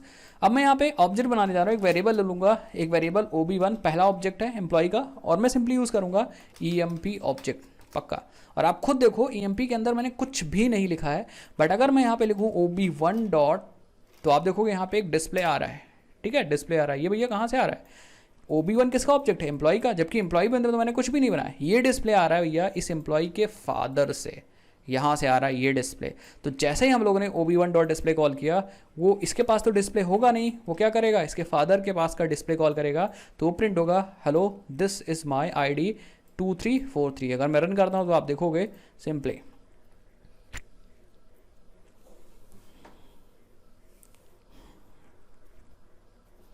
ये देखिए, hello my ID is 2343। That means ये जो चाइल्ड क्लास है वो अपने फादर की प्रॉपर्टीज़ और बिहेवियर को यूज़ कर सकता है, वेरिएबल्स और फंक्शंस दोनों को यूज़ कर सकता है। तो आप देखोगे जो एम्प्लॉय क्लास है उसका जो ऑब्जेक्ट है उसका हम लोगों ने डिस्प्ले कॉल किया है, दैट मीन्स हमने फादर की प्रॉपर्टी यूज़ की। बट इन केस अगर आप वेरिएबल भी यूज़ करोगे तब भी चलेगा। जैसे जो ID थी 2343 उसको मैं बदलना चाह रहा हूँ, सो आप ऐसे लिख दो OB1, दैट मीन्स पहले एम्प्लॉय की जो ID थी डॉट ID, उसको मैं बदल के 12 रखना चाह रहा हूँ। और उस केस में मैं OB1 डॉट डिस्प्ले करूँगा। सो आप देखोगे यहाँ पे ID क्या हो जाएगी? 12 हो जाएगी। तो आउटपुट यहाँ पे 12 आएगा दूसरे केस में। तो आप देखोगे सिंपली मैं रन कर दिया प्रोग्राम और यहाँ पे देखोगे। सो ये तो इस डिस्प्ले के लिए। उसके बाद जब ID चेंज होगी 12 हो गई तो डिस्प्ले देखो ये क्या कर रहा है? 12 कर रहा है। जबकि यहाँ पे मैंने कोई वेरिएबल बनाया ही नहीं था, मेथड बनाया ही नहीं था। दैट मीन्स वो कहाँ से वेरिएबल मेथड यूज़ कर रहा है? वो सिंपली यूज़ कर रहा है इसका वेरिएबल और मेथड, अपने पेरेंट का वेरिएबल एंड मेथड। इसी तरह हम लोग एम्प्लॉय के ऑब्जेक्ट्स बनाएंगे, कोई इशू नहीं होगा। और यहाँ पे वेरिएबल और मेथड्स अपने पेरेंट का सिंपली यूज़ कर सकता है। ज़रूरत पड़ने पे ये खुद के वेरिएबल्स भी बना सकता है। जैसे फॉर एग्जांपल ये क्या कर सकता है? वेरिएबल नेम, और ऑब्वियस ये बात है नेम को ये ले सकता है, या फिर आप ऐसा कर सकते हो यहाँ पे सिंपली नेम हम लोग प्राइमरी कंस्ट्रक्टर में यूज़ कर लेते हैं। तो यहाँ पे हम लोग ऐसे भी नेम लिख सकते हो, बट ये जो नाम है वो एक लोकल वेरिएबल हो जाएगा, ठीक है। सो ये आपका लोकल वेरिएबल हो जाएगा। और लोकल वेरिएबल हो जाएगा तो आप क्या करोगे? सिंपली अगर आप यहाँ पे देखो वेर लिख देते हो तब तो एक वेरिएबल एक फील्ड बन जाएगी, कोई इशू नहीं, ठीक है। इस फील्ड को हम लोग यहाँ पे यूज़ कर पाएंगे। सपोज यहाँ पे हम लोग एक और वेरिएबल ले लेते हैं, ठीक, एक और फंक्शन बना लेते हैं फन, और नाम देते हैं डिस्प्ले EMP, ठीक है। अब मैं क्या करूँगा? ये जो नाम आ रहा है उसको भी प्रिंट करूँगा, तो ये ऑब्जेक्ट के पास चला गया होगा, तो मैं यहाँ पे लिखूँगा प्रिंट, और मैं यहाँ पे लिखूँगा माई नेम इज़, और नेम की वैल्यू प्रिंट करूँगा, और सिंपली एंड ID इज़, और फिर ID की वैल्यू प्रिंट करूँगा। तो सिंपली मैं ये बताना चाह रहा हूँ आपको कि अब हम लोगों ने एक वेरिएबल और डिफाइन कर दिया है। देखिए, एक वेरिएबल एम्प्लॉय के पास और डिफाइन कर दिया नाम, तो इसके पास अब दो वेरिएबल हैं। एक वेरिएबल तो नाम वाला है, इसके पास खुद से है, जो मैंने यहाँ पे लगा दिया है वेर लगाने से एक वेरिएबल इस क्लास के अंदर डिफाइन हो गया। साथ ही साथ ये ID कहाँ से आ रही है? ये ID ऊपर से आ रही है। अब हम लोग को यहाँ पे पास करना होगा एक नाम, तो सपोज हमने पास कर दिया यहाँ पे दुर्गेश। आ गया समझ में? अब मैं अगर रन करूँ तो आप देखोगे यहाँ पे मैं कॉल डिस्प्ले नहीं करूँगा, मैं कॉल करूँगा यहाँ पे डिस्प्ले EMP। दैट मीन्स मैं ये वाला फंक्शन कॉल कर रहा हूँ, और यहाँ पे भी मैं कॉल करूँगा डिस्प्ले EMP। तो आप देखोगे ये सिंपली प्रिंट करेगा my name is Durgesh and ID is parent की जो ID हो। अगर मैं रन करता हूँ तो आप देख सकते हो। दैट मीन्स ये इनहेरिटेंस है। जब भी आप एक क्लास की प्रॉपर्टीज़ को इनहेरिट करके दूसरे क्लास के अंदर लाओगे, सो वही हमारा क्या होगा? वही हमारा इनहेरिटेंस होगा। आप देखोगे अगर मैं इसको थोड़ा बड़ा करता हूँ तो आप देखोगे my name is Durgesh and ID is this. और दूसरे के केस में दुर्गेश है भाई, दुर्गेश ही है, क्योंकि दूसरे दोबारा भी जब आपने कॉल किया तब भी तो नाम तो वही रहेगा, बट आपने ID क्या कर दी? बदल दी। So this is your basic inheritance. और ये हमारा कंस्ट्रक्टर यहाँ से कॉल हो रहा है, यहाँ से पर्सन का कंस्ट्रक्टर कॉल हो रहा है। आप अगर चाहो तो आप सुपर भी यूज़ कर सकते हो कॉल करने के लिए। थोड़ा सा आप इसको जाके एक्सप्लोर करिएगा तो चीज़ें हमेशा ज़्यादा में समझ में आएंगी। आप ध्यान से देखिए, अगर मैं बात करूं यहाँ पे कि इसके पास कितने फंक्शन है, तो इसके पास देखो 2 फंक्शन है। एक इसका अपना खुद का फंक्शन है डिस्प्ले एम्प्लॉय, और एक फंक्शन ऊपर से आ रहा है मतलब डिस्प्ले। सो इस एम्प्लॉय के पास 2 फंक्शन है, एक तो डिस्प्ले एम्प्लॉय है खुद जो इसने बनाया, और एक फंक्शन है डिस्प्ले। अगर ये डिस्प्ले से संतुष्ट नहीं है, जैसे मान लो हम लोग इस पर डिस्प्ले यूज़ करते हैं ना, जैसे मान लो हमने क्या कहा, हमने कहा भैया चाइल्ड का जो ऑब्जेक्ट है OB1, सो हमने कहा OB1 डॉट डिस्प्ले। अब यहाँ पे जो डिस्प्ले कर रहा हूँ वो जो डिस्प्ले है वो देखो वो पेरेंट वाला डिस्प्ले कॉल होगा, hello this my ID is this. तो यहाँ पे आउटपुट आएगा हेलो माई ID इज़ 2343, ये देखो। बट अब चाइल्ड चाहता है कि भैया ये आउटपुट ना आए, हम चाहते हैं, चाइल्ड चाहता है कि मैं डिस्प्ले की जो भी बॉडी थी उसको मैं बदल दूं, चेंज कर दूं। सो ये चाइल्ड क्या करेगा, यहाँ पे इसको ओवरराइड करेगा। दैट मीन्स यहाँ पे इस फंक्शन की बॉडी जो फंक्शन ऑलरेडी पेरेंट के अंदर है उस फंक्शन की बॉडी को ये चेंज करेगा, और चेंज कर, अगर फंक्शन ऑलरेडी पेरेंट के पास है और चाइल्ड अगर उसकी बॉडी चेंज करता है तो उसी को हम लोग क्या बोलते हैं, ओवर राइडिंग। जैसे हमने यहाँ पे लिखा ओवर राइडिंग करने के लिए सिंपली आपको ओवर राइड कीवर्ड यूज़ करना पड़ेगा, लिखना पड़ेगा फन, और सिंपली यहाँ पे आपको पेरेंट वाले फंक्शन का नाम दैट मीन्स डिस्प्ले लिखना है। तो हम यहाँ पे डिस्प्ले, परफेक्ट है। और सिंपली ये देखो, तो ये कुछ कह रहा है, ये कह रहा है display in function is final can not over ridden. That means ये कह रहा है जो यहाँ का फंक्शन है वो फाइनल है, तो हम इसको क्या करेंगे, इसको भी ओपन कर देंगे। दैट मीन्स जैसे ही आप इसको ओपन करोगे ये क्या हो जाएगा, ओवर राइडिंग हो जाएगी। और यहाँ पे अब अपने अकॉर्डिंग लिख दो, मैं यहाँ पे प्रिंट में लगा दूंगा दिस इज चाइल्ड डिस्प्ले। अब ध्यान से देखो मैंने यहाँ पे कुछ चेंजेस नहीं किए, लेकिन अगर मैं कॉल करूँगा तो अब ये चाइल्ड का ही नया वाला मेथड चलेगा, मतलब मेथड यही कॉल होगा सिंपली, बट बॉडी जिसकी नई है ये वाला मेथड चलेगा, मतलब ओवरराइड जो आपने किया वो वाला मेथड चलेगा। तो दिस इज ओवरराइडिंग। जब भी पेरेंट के पास ऑलरेडी मेथड होता है उस मेथड को अगर चाइल्ड चेंज कर देता है उसकी बॉडी, तो उसी को हम लोग क्या बोलते हैं, मेथड ओवरराइडिंग। और बाय डिफॉल्ट फंक्शन हमेशा फाइनल होते हैं, तो अगर मैं यहाँ नहीं लगाया तो देखिए एरर आ रही है, तो हमें इसे क्या करना पड़ेगा, ओपन करना पड़ेगा, क्योंकि फाइनल मेथड कभी भी ओवरराइड नहीं किया जा सकते हैं। तो आप ओपन करके फिर ओवरराइड करोगे। इसी तरह यही रूल हमारा अप्लाई होता था किस पे, क्लास पे भी। आप क्लास को पहले ओपन कर लो तब जाके क्या करो, अप्लाई करो। तो मुझे लगता है आपको समझ में आ गया होगा ओवरराइडिंग क्या होता है। सो और भी चीज़ें मैं बता दूँ, ओवरराइडिंग में आपको हमेशा ये चीज़ सेम रखनी होती है, मतलब आपको पैरामीटर्स सेम रखने होंगे, नाम भी सेम रखना होगा, सब कुछ सेम रखना होगा, बस आपको बॉडी क्या करनी होगी, चेंज करनी होगी। सो अब जब भी आप एम्प्लॉई पे पेरेंट का फंक्शन कॉल करोगे तो कॉल होगा चाइल्ड का नया वाला ओवर रिडन फंक्शन, ऐसा कर सकते, ओवर राइडिंग वाला जो फंक्शन है। ठीक है, आप ध्यान से देखिए, अब इसमें 2 फंक्शन है, एक पेरेंट का फंक्शन जो ओवरराइड हो रहा है और एक चाइल्ड का फंक्शन जो ओवरराइड कर रहा है। तो जो चाइल्ड का फंक्शन ओवरराइड कर रहा होता है उसको बोलते हैं फंक्शन ओवरराइडिंग या ओवरराइडिंग फंक्शन। जो पेरेंट का फंक्शन है जो ओवरराइड हो रहा होता है उसको बोलते हैं ओवर रिडन फंक्शन। तो this is over ridden function and this is over riding function. तो मुझे लगता है अब आपको इनहेरिटेंस के साथ साथ ओवरराइडिंग भी समझ में आ गया। नहीं समझ में आया तो वीडियो को देखिए, थोड़ा सा वीडियो को आप देखिए, आप चीज़ों को क्या कर जाओगे, चीज़ों को अच्छे से समझ में आ जाओ। प्रॉपर्टीज़ को हम लोग ओवरराइड कर सकते हैं कोटलिन में, थोड़ा सा एक्सप्लोर करिएगा, ये असाइनमेंट है। प्रॉपर्टीज़ को कैसे, वेरिएबल्स को कैसे, जैसे हम लोग इसकी बॉडी चेंज कर सकते हैं वैसे हम लोग वेरिएबल्स की वैल्यू भी चेंज कर सकते हैं। तो हम लोग प्रॉपर्टीज़ को भी ओवरराइड कर सकते हैं। ये असाइनमेंट आप लोग के लिए, आप प्रॉपर्टी ओवरराइडिंग का एग्जाम्पल करिए और मुझे कमेंट सेक्शन में बताइए, या फिर आप मुझे इंस्टाग्राम पे भी मैसेज कर सकते हैं, लिंक आपको डिस्क्रिप्शन बॉक्स में मिल जाएगा। अब मूव करते हैं abstract classes and interfaces. Abstract classes और इंटरफेसेस क्या होता है ये पढ़ते हैं। तो इस चीज़ को हम लोग करने के लिए एक नई फाइल बनाएंगे, यूट्यूब पे चलेंगे, राइट क्लिक करेंगे, न्यू पे चलेंगे और सिंपली यहाँ पे कोल्डिन फाइल पे क्लिक करेंगे और इसका नाम देते हैं यहाँ पे एब्स्ट्रैक्ट एंड इंटर, ठीक है, example, abstract and inter example. So एक नई फाइल बना ली। अब बात आती है एब्स्ट्रैक्ट क्लासेस होते क्या हैं, ठीक है। सो हम लोग आए थे नोट्स में, और नोट्स में कंस्ट्रक्टर के बाद हम लोग ने इनहेरिटेंस कवर कर लिया, साथ ही साथ में इनहेरिटेंस में हम लोगों ने ओवर राइडिंग कवर कर लिया, ठीक है, ओवर राइडिंग कवर कर लिया। अब बात करते हैं हम लोग एब्स्ट्रैक्ट क्लासेस का। तो यहाँ पे मैं लाइन ड्रॉ कर देता हूँ, काफ़ी चीज़ें कवर हो गई। बात करते हैं यहाँ पे एब्स्ट्रैक्ट क्लासेस की, एब्स्ट्रैक्ट क्लासेस और इंटरफेसेस। ये दोनों कॉन्सेप्ट एक ही जैसे हैं, बहुत ईजी हैं, इंटरफेसेस, ठीक है। तो अब देखो सिंपली एब्स्ट्रैक्ट क्लासेस क्या है। अगर आप अभी तक क्लास बना रहे थे तो उसके अंदर आप वेरिएबल्स बना रहे थे, साथ ही साथ में फंक्शंस बना रहे थे, और फंक्शंस जो बना रहे थे आप, उन फंक्शंस, हालांकि मेथड होते हैं वो, तो जो मेथड आप बना रहे थे वो दोनों मेथड उन मेथड का आप सबसे पहले वहाँ पे लिखते थे प्रोटोटाइप, दैट मीन्स आप पहली लाइन लिखते थे फन और फिर नाम लिखते थे।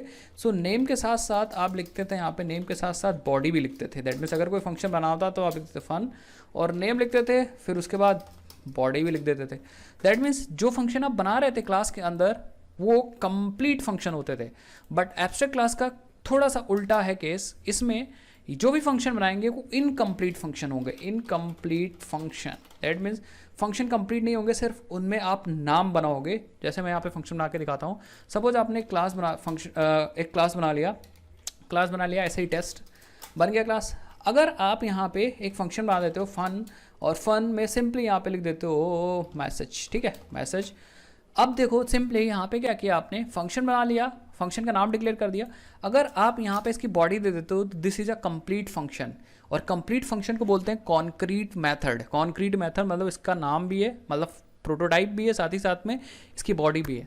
बट क्या हो अगर इसकी बॉडी हम लोग हटा दें? सो अगर हम लोग बॉडी हटा देते हैं तो ये बन जाता है हमारा एब्स्ट्रैक्ट फंक्शन, एब्स्ट्रैक्ट मेथड। और इसको बनाने के लिए हमें यहाँ पे लिखना होता है एब्स्ट्रैक्ट, ठीक है। तो हम लोग यहाँ पे एब्स्ट्रैक्ट फंक्शन मैसेज लिखेंगे। दैट मीन्स हम कोटलिन को ये बता रहे हैं कि it is a incomplete function. और अगर किसी क्लास के पास वो इनकम्प्लीट फंक्शन आ जाता है, सो ये क्लास बन जाती है एब्स्ट्रैक्ट। और कोटलिन को ये चीज़ इन्फॉर्म करने के लिए हमें क्या लगाना होगा यहाँ पे, एब्स्ट्रैक्ट। दैट मीन्स ये जो क्लास बन गई वो इनकम्प्लीट है, क्योंकि इसके पास एक इनकम्प्लीट मेथड है। और अगर ये क्लास इनकम्प्लीट है so we can not create object of this class. तो हम लोग इस क्लास को नहीं यूज़ कर सकते। दैट मीन्स ये एक अभी इनकम्प्लीट क्लास है। सो एब्स्ट्रैक्ट क्लास को अगर मैं डिफाइन करूँ तो abstract class is incomplete class which contain या which can contain at least one abstract method, at least one abstract method. तो अगर आपने कम से कम एक एब्स्ट्रैक्ट मेथड बना दिया है तो ये क्लास एब्स्ट्रैक्ट बनानी ही पड़ेगी।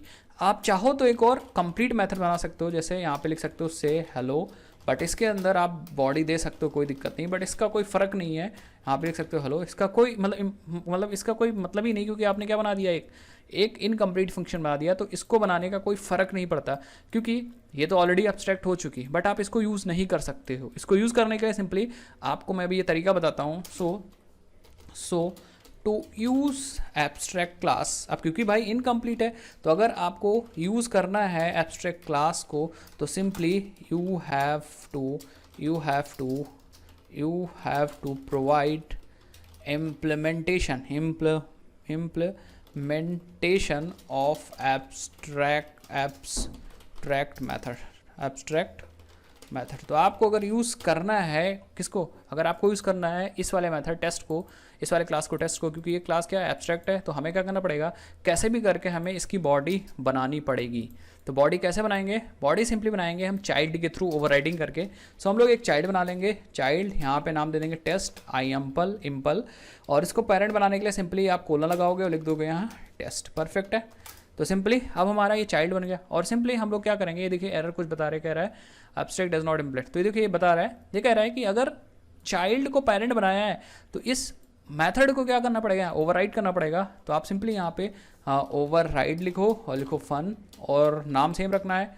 सो सिंपली देखोगे यहाँ पे फन ओवरराइड फन मैसेज। इसका मतलब अगर टेस्ट को कोई भी एक्सटेंड करता है किसी भी केस में, तो टेस्ट के सारे एब्स्ट्रैक्ट मेथड को बॉडी देनी पड़ेगी। सो टेस्ट के पास एक ही मेथड तो है मैसेज, उसकी बॉडी मैंने दे दी।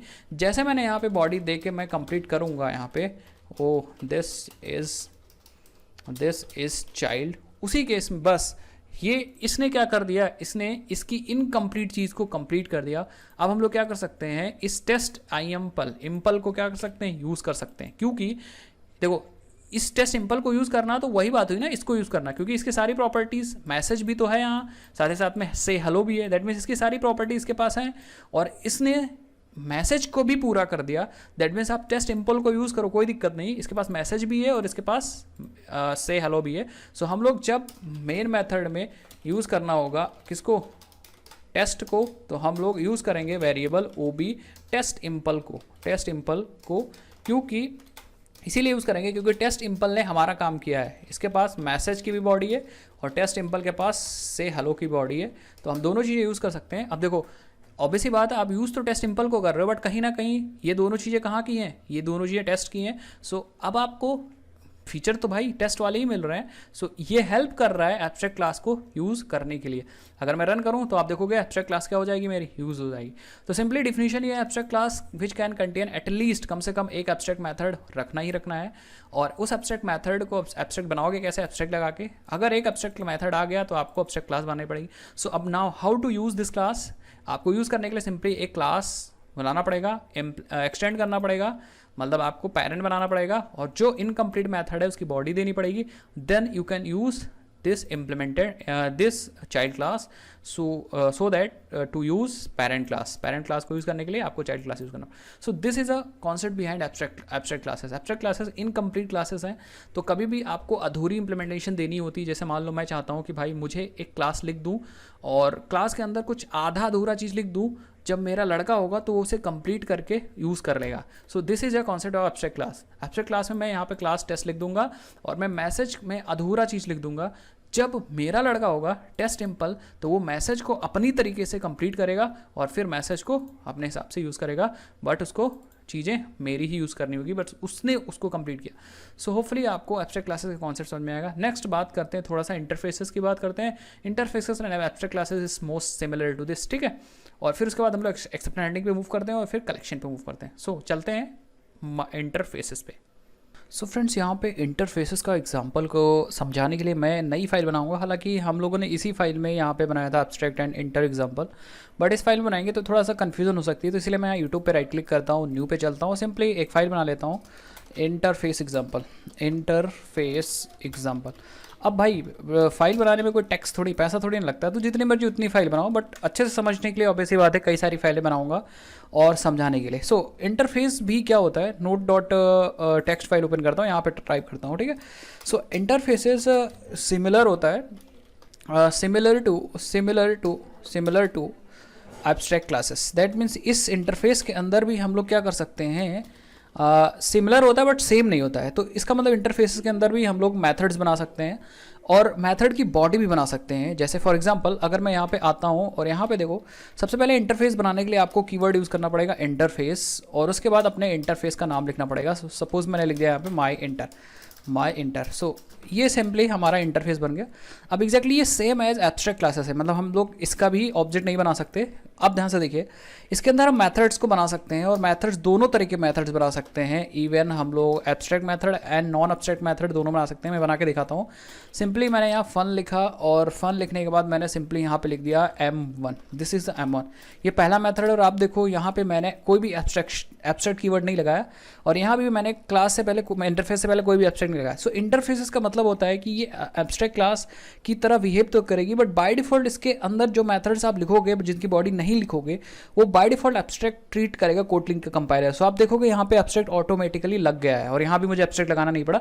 सो दैट मीन्स एब्स्ट्रैक्ट मेथड आ गया है। और अगर आप चाहो तो यहाँ पे फन M2 की आप बॉडी भी दे सकते हो। आप देखो मैं दे के दिखाता हूँ। यहाँ पे मैंने लिख दिया print ln और मैं यहाँ पे लिख देता हूँ simply this is M2 of my inter. So आप क्या कर सकते हो, दोनों तरह के मेथड्स बना सकते हो। This is your abstract method and this is your concrete method having body. So abstract class में भी हम लोग ऐसे कर सकते थे, बट डिफरेंस ये है इंटरफेस और एब्स्ट्रैक्ट क्लास में कि इसके अंदर आप वेरिएबल्स नहीं बना सकते हो, जबकि हम लोग एब्स्ट्रैक्ट क्लास के अंदर वेरिएबल्स भी बना सकते थे। अगर हम एब्स्ट्रैक्ट क्लास वाला एग्जांपल खोलेंगे तो इसके अंदर हम लोग वेरिएबल्स बना सकते थे। ऐसे ही हम लोग वैर v1 इंटीजर टाइप का मैं बना देता हूँ, इंटीजर टाइप का, और यहाँ पे वैल्यूज भी कुछ रख सकता हूँ। सो ये वेरिएबल हम लोग एब्स्ट्रैक्ट क्लास में बना सकते हैं, बट इंटरफेस में अगर मैंने ये वेरिएबल बना दिया v1 ऑफ इंटीजर टाइप और इसमें वैल्यू रख दी, तो देखोगे यहाँ पे एरर आ जाएगी। कह रहा है, एरर भी कह रही है properties initialiser are not allowed in interfaces. That mean interfaces में हम लोग वेरिएबल्स को इनिशियलाइज नहीं कर सकते, बट हाँ एब्स्ट्रैक्ट वेरिएबल्स रख सकते हैं। दैट मीन्स एब्स्ट्रैक्ट प्रॉपर्टीज रख सकते हैं, इनकम्प्लीट प्रॉपर्टीज रख सकते हैं। So interface is similar to abstract classes, जिसके अंदर एब्स्ट्रैक्ट मैथड्स होंगे as well as non abstract method हो सकते हैं। बॉडी ऑप्शनल है, बट जो प्रॉपर्टीज होंगी वो हमेशा से क्या होंगी, एब्स्ट्रैक्ट होंगी। दैट मीन्स इनकम्प्लीट प्रॉपर्टीज होंगी। तो मैं नोट में यहाँ पे मेंशन कर देता हूँ, ठीक है। Interfaces can have methods with और विदाउट बॉडी, ठीक है, मेथड्स विद और without body, but only have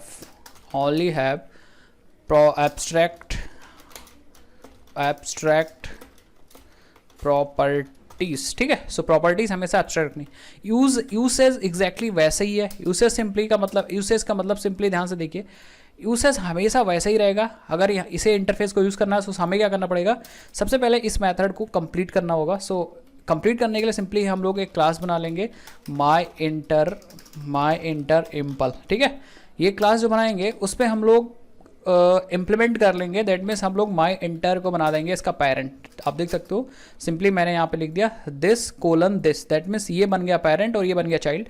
अब हम लोग को सिंपली इस इनकम्प्लीट मेथड को क्या करना पड़ेगा, यहाँ पे कंप्लीट करना पड़ेगा। सो हाउ विल कंप्लीट, हम लोग को यहाँ पे ओवरराइडिंग करनी होगी। सो हम लोग लिखेंगे ओवरराइड, और ओवरराइड में m1 simply, and that's it.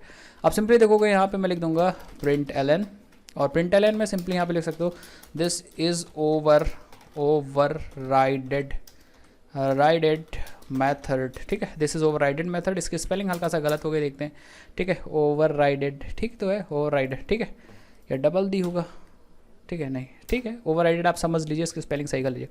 That means हमने क्या किया, इसको इम्प्लीमेंट किया, दैट मीन्स इसका एक चाइल्ड बनाया है, और चाइल्ड बनाने के बाद सिंपली मैंने जो इनकम्प्लीट था m1 उसको हमने सिंपली कंप्लीट कर दिया। अब हम लोग को इस माई इंटर इम्पल को यूज़ करना है same way as abstract classes, ना कि इसको यूज़ करना है। इसको यूज़ करेंगे तो ऑब्वियसली बात इसकी प्रॉपर्टीज़ को हम लोग यूज़ कर पाएंगे। देखिए, इसको कॉल करने के सिंपली मैं एक मेन मेथड बनाऊंगा, और मेन मेथड के अंदर सिंपली मैं ऑब्जेक्ट बनाऊंगा, एक वेरिएबल डिक्लेयर करूंगा OB, और OB में ऑब्जेक्ट माई इंटर का बनाऊंगा तो ये एरर देगा, ध्यान से देखिएगा, ये एरर देगा, ठीक है। सो आप देखोगे, अगर मैं यहाँ पे लिखूँ तो देखोगे ये एरर देगा, मैं दिखा रहा हूँ। देखिए, interface my inter does not have a constructor, तो इसके अंदर कोई कंस्ट्रक्टर नहीं होता। बट अगर हम यहाँ पे माई इंटर इम्पल का ऑब्जेक्ट बनाएं तो आप देखोगे माई इंटर इम्पल का ऑब्जेक्ट बन जाएगा। And now we can use this m1 as well as this m2, ठीक है। सो हम लोग क्या करेंगे, ob.m1 कॉल करेंगे, ob.m2 भी कॉल करेंगे, इट्स ओके। और आप देखोगे दोनों काम हो जाएगा। सो इंटरफेस बेसिकली एग्जैक्टली ऐसे यूज़ होता है जैसे मैंने बताया। और आप देखोगे तो यहाँ पे सिंपली ये वाला भी ऑब्जेक्ट आएगा, ये वाला भी ऑब्जेक्ट आउटपुट आएगा। देखिए, this is overrided method, that means ये प्रिंट हुआ, उसके बाद कॉल हुआ है ये मेथड। अगर child class in case this class does not this class अगर सेटिस्फाइड नहीं होता इस m2 की बॉडी से, तो वो ओवरराइड करके उसको भी चेंज कर सकता है ओवरराइडिंग की हेल्प से। सो मुझे लगता है इंटरफेस समझ में आ गया। बेसिकली इंटरफेस क्लासेस और एब्स्ट्रैक्ट क्लासेस तीनों यूज़ होते हैं टाइप को डिक्लेयर करने के लिए, that means non primitive data types को बनाने के लिए, जिससे हम लोग एक बार इसको बना लें, बार बार इसको क्या कर पाएँ, यूज़ कर पाएँ। सो होपफुली इंटरफेस भी समझ में आ गया, कैसे इसके अंदर एब्स्ट्रैक्ट मेथड्स बनाते हैं और कैसे नॉन एब्स्ट्रैक्ट मेथड्स बनाते हैं, कैसे इसको इंप्लीमेंट करते हैं और फिर कैसे मेथड को ओवरराइड करते हैं, और उसके बाद सिंपली हम लोग इसको कैसे बनाते हैं ऑब्जेक्ट और फिर इसको कैसे कॉल करते हैं। तो सिंपली इंटरफेस और एब्स्ट्रैक्ट क्लास में कुछ थोड़ा सा डिफरेंस है। सबसे पहला डिफरेंस है लिखने के तरीके में। अगर आप एब्स्ट्रैक्ट क्लास यूज़ करोगे यहाँ पे, सो एब्स्ट्रैक्ट क्लास में आपको फंक्शन को एब्स्ट्रैक्ट बनाने के लिए खुद एब्स्ट्रैक्ट लिखना पड़ेगा, क्लास को एब्स्ट्रैक्ट बनाने के लिए लिखना पड़ेगा। सो आप ऑटोमेटिकली चाहते हो कि मुझे एब्स्ट्रैक्ट आ जाए, तो आप क्या यूज़ करो, इंटरफेस यूज़ करो, ऑटोमेटिकली समझ जाएगा। दूसरा डिफरेंस है कि इस मेथड इस इंटरफेस के अंदर आप प्रॉपर्टीज़ की वैल्यूज़ नहीं असाइन कर सकते, दैट मीन एब्स्ट्रैक्ट प्रॉपर्टीज़ ही रख पाओगे, ठीक है, एब्स्ट्रैक्ट प्रॉपर्टीज़ रख पाओगे। साथ ही साथ में आप मेथड तो एब्स्ट्रैक्ट और नॉन एब्स्ट्रैक्ट रख सकते हो, बट एब्स्ट्रैक्ट क्लास में आप प्रॉपर्टीज़ दोनों रख सकते हो, और प्रॉपर्टीज़ दोनों रखने के बाद आप सिंपली क्या कर सकते हो, यहाँ पे उसको कॉल कर सकते हो इम्प्लीमेंट करके। सो इस तरीके से आप काम करते हो इंटरफेस की हेल्प से। सो मुझे लगता है आपको कई सारी चीज़ें समझ में आ गई। अगर स्टार्टिंग की बात करूँ तो क्लास, ऑब्जेक्ट, क्लास कैसे बनाना, ऑब्जेक्ट कैसे बनाना, प्राइमरी कंस्ट्रक्टर, सेकेंडरी कंस्ट्रक्टर, इससे लेकर सारी चीज़ें, ओवरराइडिंग वगैरह, एब्स्ट्रैक्ट क्लासेस, इंटरफेसेस, ये सारी चीज़ें आपको समझ में आ गई होंगी। बस कुछ रूल्स हैं, जैसे यहाँ पे ये क्लास तभी कंप्लीट होगी जब इसको ओवरराइड करेगी। सो कभी भी इंटरफेस को कोई क्लास इंप्लीमेंट करती है तो सारे इनकम्प्लीट मेथड को कंप्लीट करना पड़ेगा, अदरवाइज देखो यहाँ पे एरर आ जाएगी। सपोज मैं हटा दूँ तो एरर दे रहा है, ये कह रहा है जो माई एंटर इम्पल क्लास है does not abstract and does not implement abstract method. तो ये कह रही है कि ये खुद या तो एब्स्ट्रैक्ट बन जाए, सो ये भी इनकम्प्लीट बन जाएगी। ऑब्वियस बात है, इनकम्प्लीट बना दोगे तो कोई दिक्कत नहीं होगी, ठीक है, तो अब आप ऑब्जेक्ट नहीं बना पाओगे।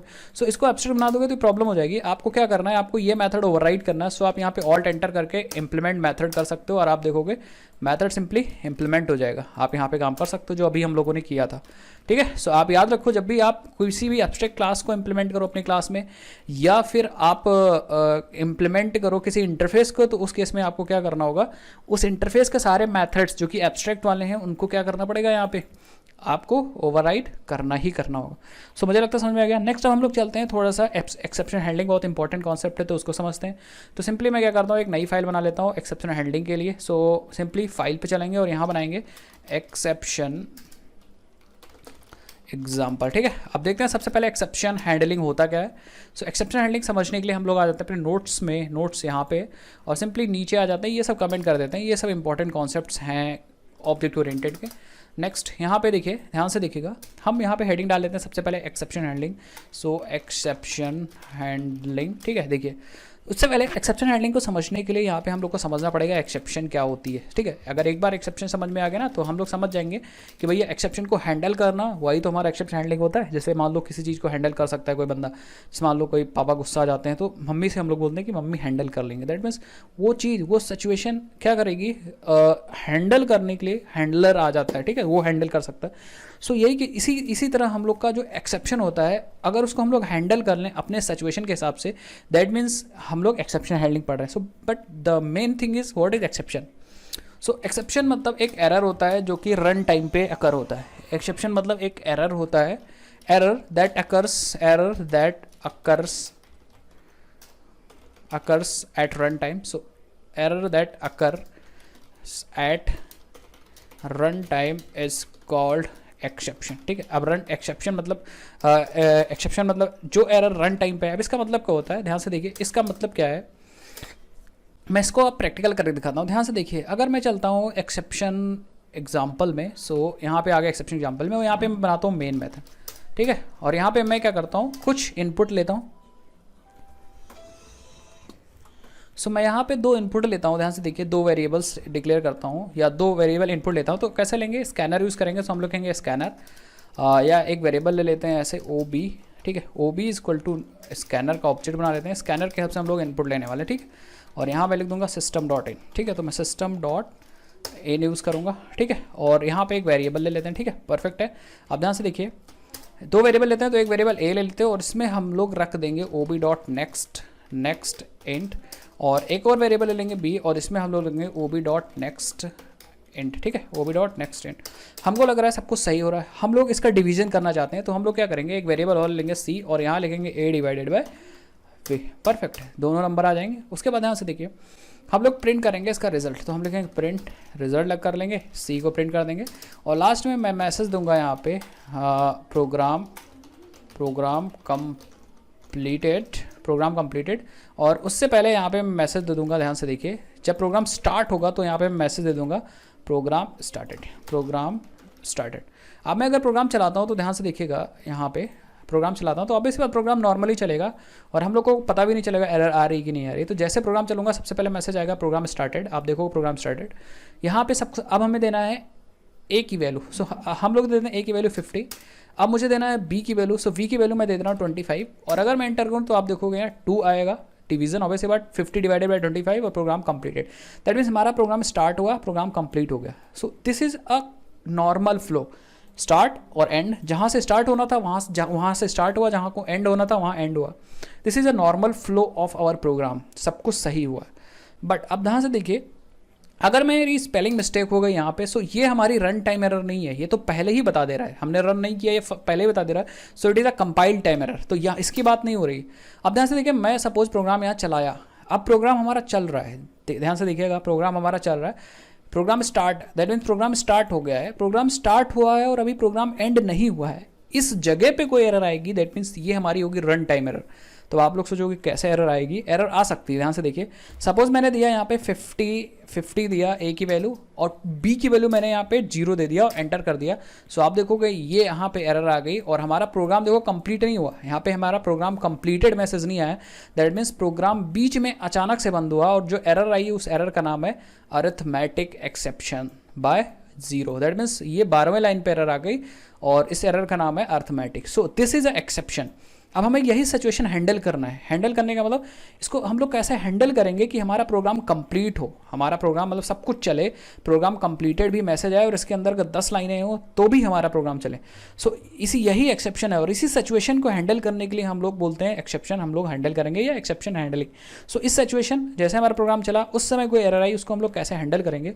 इस चीज़ को हैंडल करने के लिए हमारे पास 3 कीवर्ड हैं, ट्राई, कैच एंड फाइनली। तो देखोगे जहाँ पे आपको लगता है एरर आ रही है, सपोज हमको लगता है इन 3 लाइन में एरर आ सकती है, सो मैं इन तीनों लाइन को क्या करूँगा, इन तीनों लाइन को सिंपली यहाँ से कट कर लूँगा और इसको मैं ट्राई ब्लॉक के अंदर रखूँगा। सो मैं लिखूँगा ट्राई, ठीक है, ट्राई, और जो भी एरर जहाँ मुझे लगती है एरर आ सकती है उसको मैं कहाँ लिखूँगा, ट्राई ब्लॉक के अंदर। अब देखोगे ये तीनों लाइनें मैंने यहाँ लिख दिया। अब जब एरर आएगी तो मुझे करना क्या है, that means how will handle that situation. So मैं कहूँगा मैं कैच करूँगा, और कैच किसे करना है ध्यान से देखिए, मैं यहाँ पे एक वेरिएबल लूँगा ई और मुझे कैच करना है अरिथमेटिक एक्सेप्शन को। सो मुझे ये भी लिखना पड़ेगा कि मुझे कैच करना है अरिथमेटिक एक्सेप्शन को। परफेक्ट है, और कैच करेंगे सो करेंगे क्या, हम लोग यहाँ पे प्रिंट कर देंगे एरर या एक्सेप्शन अकर्ड, एक्सेप्शन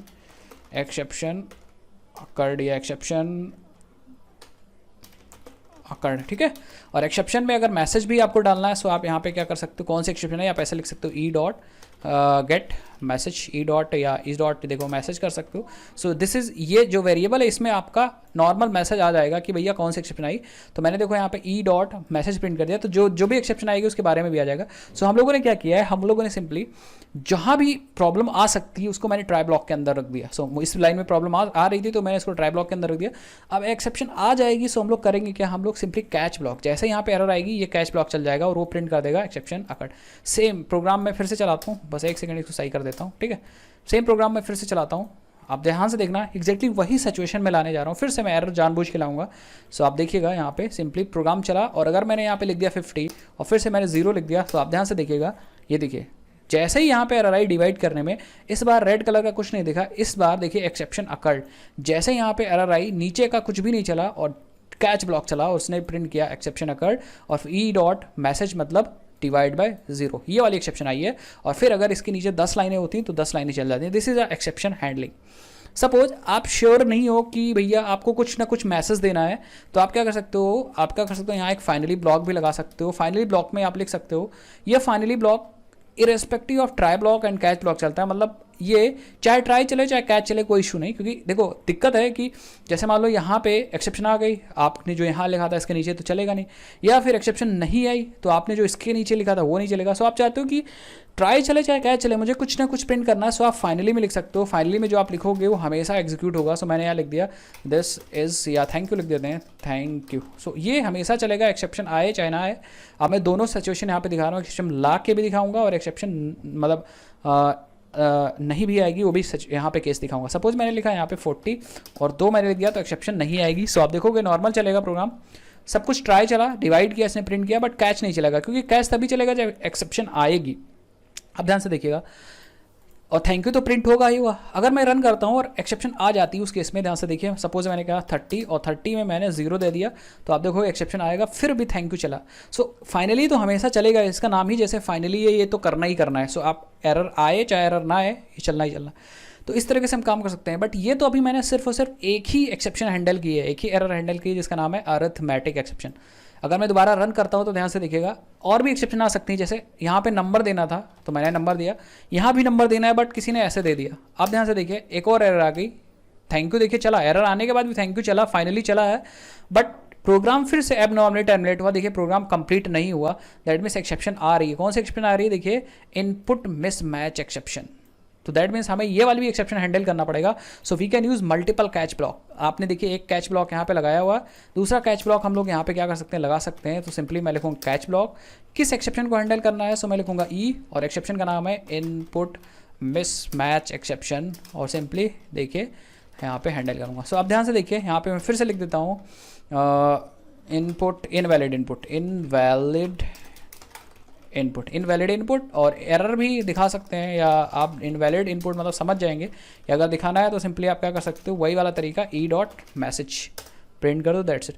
अब देखिए 2 कैच ब्लॉक हैं, तो 2 कैच ब्लॉक हैं तो दिक्कत है कब कौन सा चलेगा। सो आप देखोगे जब ये ट्राई चलेगा, मेन चीज़ तो यहीं पे आपने लिखी है लॉजिक। अब इस लॉजिक में अगर अरिथमेटिक एक्सप्लेन आएगी तो ये वाला ब्लॉक चलेगा, और अगर लॉजिक में इनपुट मिसमैच एक्सेप्शन आएगी तो ये वाला ब्लॉक चलेगा। सिंपली आप रन कर दो, आपको पता चल जाएगा कौन सी एक्सेप्शन आई है। यहाँ से देखिएगा, अगर मैंने रन किया और इनपुट गलत दे दिया तो आप देखोगे invalid input, thank you program completed. That means सब कुछ सही सही कंप्लीट हुआ। अगर अरिथमेटिक एक्सप्रेशन आएगी, मतलब ऐसे हो गया 0, तो आप देखोगे कौन सा डिवाइड बाय 0 आया, थैंक यू प्रोग्राम। तो इस तरीके से मैंने 2 एक्सेप्शन को हैंडल कर लिया। बट आप कितने एक्सेप्शन हैंडल करोगे ये तो आपको पता ही ना, इस तरह बहुत सारे एक्सेप्शन है। सो आप यूज़ कर सकते हो यहाँ पे पेरेंट क्लास, सारे एक्सेप्शन की पेरेंट क्लास जो कि है एक्सेप्शन क्लास, उसको यूज़ कर सकते हो। और इसका मतलब होता है कि सारी एक्सेप्शन आपने हैंडल कर ली। सो मैं यहाँ पे लिख देता हूँ एरर और एरर में ई डॉट मैसेज, ठीक है। तो ये होती है सबकी पेरेंट क्लास। ये जो एक्सेप्शन क्लास है वो इसकी भी पेरेंट है, इसकी पेरेंट है। सो अगर ये नहीं आई तो कोई भी आए तो ये एक्सेप्शन हैंडल कर लेगी, दैट्स इट। पेरेंट को मैंने हैंडल कर लिया, तो कोई भी एक्सेप्शन आए तो कोई दिक्कत नहीं, एक्सेप्शन हैंडल कर लिया। बट याद रखना, हमेशा पेरेंट जो क्लास होती है वो हमेशा नीचे वाला कैच ब्लॉक होना चाहिए। दैट मीन्स पेरेंट जिसमें आप हैंडल कर रहे हो नीचे होना चाहिए। अगर आप इसको ऊपर कर दोगे तो दिक्कत हो जाएगी। आप देख लीजिएगा, मैं इसको ऊपर कर दे रहा हूँ तो एरर आ जाएगी, देखिएगा, ठीक है। आप सिंपली देखिए, एरर इसलिए आएगी, दिक्कत इसलिए हो जाएगी क्योंकि पेरेंट को आपने यहीं पे हैंडल कर लिया। सो ऐसा नहीं करना चाहिए। हमेशा क्या करना चाहिए, हमेशा चाइल्ड क्लासेस वाली जितनी भी एक्सेप्शन उनको कहाँ रखना चाहिए, उनको हमेशा नीचे रखना चाहिए। तो मुझे लगता है आपका समझ में आ होगा कैसे ट्राई यूज़ करते हैं, कैसे कैच यूज़ कर सकते हैं। सो एक्सेप्शन को हमेशा ऐसा ही हैंडल करेंगे। हमेशा आप जहाँ भी लॉजिक आपको लगाना है, एरर आ सकती है जहाँ पॉसिबिलिटी है। एरर प्रोन मैसेजेस को आप किस में रख दो, ट्राई के अंदर। सो इसको मैं नोट में ट्राई लिख देता हूँ, ठीक है। सो आपको क्या करना है, ट्राई के अंदर रखना है एरर प्रोन मैसेजेस। तो मैं लिख देता हूँ एरर प्रोन मैसेजेस, ठीक है। सॉरी, मैसेजेस नहीं, स्टेटमेंट्स, ठीक है। और कैच में आपको हैंडल करना है, एरर आ गई उस केस में तो मैं यहाँ लूँगा कैच, और यहाँ पे लिखना है टाइप ऑफ एरर, किस टाइप की एरर आप हैंडल करना चाह रहे हो। और यहाँ पे लिखता हूँ व्हाट टू डू, ठीक है, दैट्स इट। अगर आपको मल्टीपल कैच ब्लॉक्स लगाने हैं so you can use multiple catch blocks and then आप यूज़ कर सकते हो फाइनली ब्लॉक फॉर हमेशा एग्जीक्यूशन, मतलब जो कोड आप इसके अंदर रखोगे वो हमेशा चलेगा। So this is a exception. क्या एक्सेप्शन होता है, एक्सेप्शन को कैसे हैंडल करते हैं। अब टॉपिक्स तो बहुत सारे हैं, थ्रोज है। सो ये सारी चीज़ें आपके लिए हैं, आप इसको एक्सप्लोर करिए क्योंकि एक वीडियो में बहुत सारी चीज़ें नहीं सिखाई जा सकती। अगर आप सपोर्ट करोगे इस वीडियो को तो मैं क्या करूँगा, कंप्लीट सीरीज़ लेके आऊँगा। नेक्स्ट कुछ इंपॉर्टेंट कलेक्शन की बात कर लेते हैं। बट एक्सेप्शन में आपको इतना आना चाहिए कैसे आप चीज़ों को हैंडल करते हैं, ठीक है। ट्राई, कैच, फाइनली ये सब चीज़ें कैसे लगाते हो, ठीक है। अब बात करते हैं इंपॉर्टेंट कलेक्शन, और मैं 3 चीज़ बात करूँगा, लिस्ट, सेट एंड मैप्स। क्या होते हैं, कैसे इनको बनाते हैं। सो फ्रेंड्स, अब बात कर लेते हैं थोड़ा सा कलेक्शन के बारे में। कलेक्शन के बारे में बात करेंगे क्योंकि कलेक्शन एक बहुत ही ज़्यादा इंपॉर्टेंट टॉपिक है और बहुत ही बार आप काम करते हो तो कलेक्शन की ज़रूरत पड़ती। तो सबसे पहले कौन कौन से कलेक्शंस इंपॉर्टेंट है। सबसे पहले कलेक्शंस होते क्या है, ठीक है। कलेक्शंस क्या है, और जावा में भी आपने कलेक्शन फ्रेमवर्क देखा होगा, कोटीन भी कलेक्शन है। और या अगर आप C++ वगैरह कई सारी लैंग्वेजेस पढ़ते हो तो उसमें और भी लाइब्रेरीज हैं कलेक्शन के लिए। सो सबसे पहले देखते हैं कलेक्शन क्या है। Collections are actually a set of classes and interface that provide a high-level quality implementation of useful data structures and algorithm that helps to develop to reduce the programming effort time. तो ये basically पूरी definition है, but I hope समझ में नहीं होगा। ये Google की डेफिनेशन है, ठीक है, गूगल की डेफिनेशन है, मैंने बस याद करके रखी है, ऐसा समझ लो, ठीक है, बताने के लिए। अदरवाइज सिंपली आप देखोगे तो इसका बहुत इंपॉर्टेंट मतलब है। बट अगर मैं आपको बताता हूँ कि एक्चुअली कलेक्शन क्या है तो ध्यान से देखिए। कलेक्शन का मतलब होता है ग्रुप ऑफ ऑब्जेक्ट, कई सारे ऑब्जेक्ट को एक साथ ग्रुप करना। जैसे आप कोई बाजार में जाते हो सब्जी लेने, सो अगर आप आलूज लेते हो तो कई सारे आलू होते हैं, पोटैटोज, कई सारे पोटैटोज होते हैं। तो पोटैटोज को एक एक करके थोड़ी ना लाते हो आप, एक हाथ में एक रखा दूसरे हाथ में, तो कितने हाथ हो जाएंगे। सो क्या करता है बंदा, वहाँ पर जो सब्जी दे रहा होता है, आलू दे रहा होता है, वो एक रैप कर देता है आलूज को एक पॉलीथीन में। So that wrapper is nothing but collection. That means वो कई सारे आलूज, कई सारे पोटैटोज का ग्रुप बनाने के लिए है। So that wrapper is exactly, that polythene exactly a collection. हम उसके अंदर अपने पोटैटोज को रख सकते हैं, उनके ऊपर फिर ऑपरेशंस परफॉर्म कर सकते हैं, बहुत सारी चीज़ें कर सकते हैं। तो that is a collection. Collection basically means a group of object, simply a collection, group of objects to perform operations, ठीक है। सो कलेक्शन जो फ्रेमवर्क होता है वो मुझे बहुत सारी क्लासेस और इंटरफेसेस प्रोवाइड करता है, जिसके ऊपर हाई क्वालिटी ऑफ इम्प्लीमेंटेशंस होती है डेटा स्ट्रक्चर की और एल्गोरिथम की।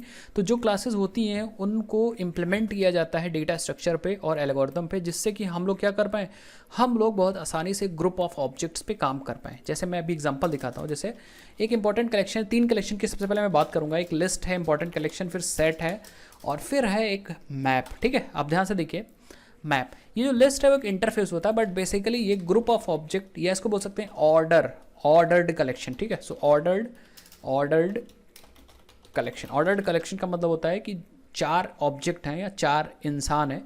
सो चारों इंसान को अगर लिस्ट में आप रखोगे तो चारों इंसान का ऑर्डर मेंटेन होगा। ऑर्डर मतलब कि आप उसी ऑर्डर में, जिस ऑर्डर में इंसर्ट करोगे उसी ऑर्डर में आपको मिलेगा। बट ये अनऑर्डर्ड कलेक्शन है। अनऑर्डर्ड कलेक्शन सेट जो है वो अनऑर्डर्ड कलेक्शन है। दैट मीन्स अगर वही 4 इंसान को, वही 4 ऑब्जेक्ट को अगर आपने सेट यूज़ करा, दैट मीन्स वो उनका ऑर्डर चेंज हो जाएगा, ठीक है। और सेट में डुप्लीकेट भी अलाउड नहीं होते हैं। सो 2 एलिमेंट को बारी बारी से नहीं ऐड कर सकते हो, एक बार में एक सेट में एक एलिमेंट यूनिक होगा, ठीक है। और इसमें आप डुप्लीकेट्स भी अलाउड कर सकते हो।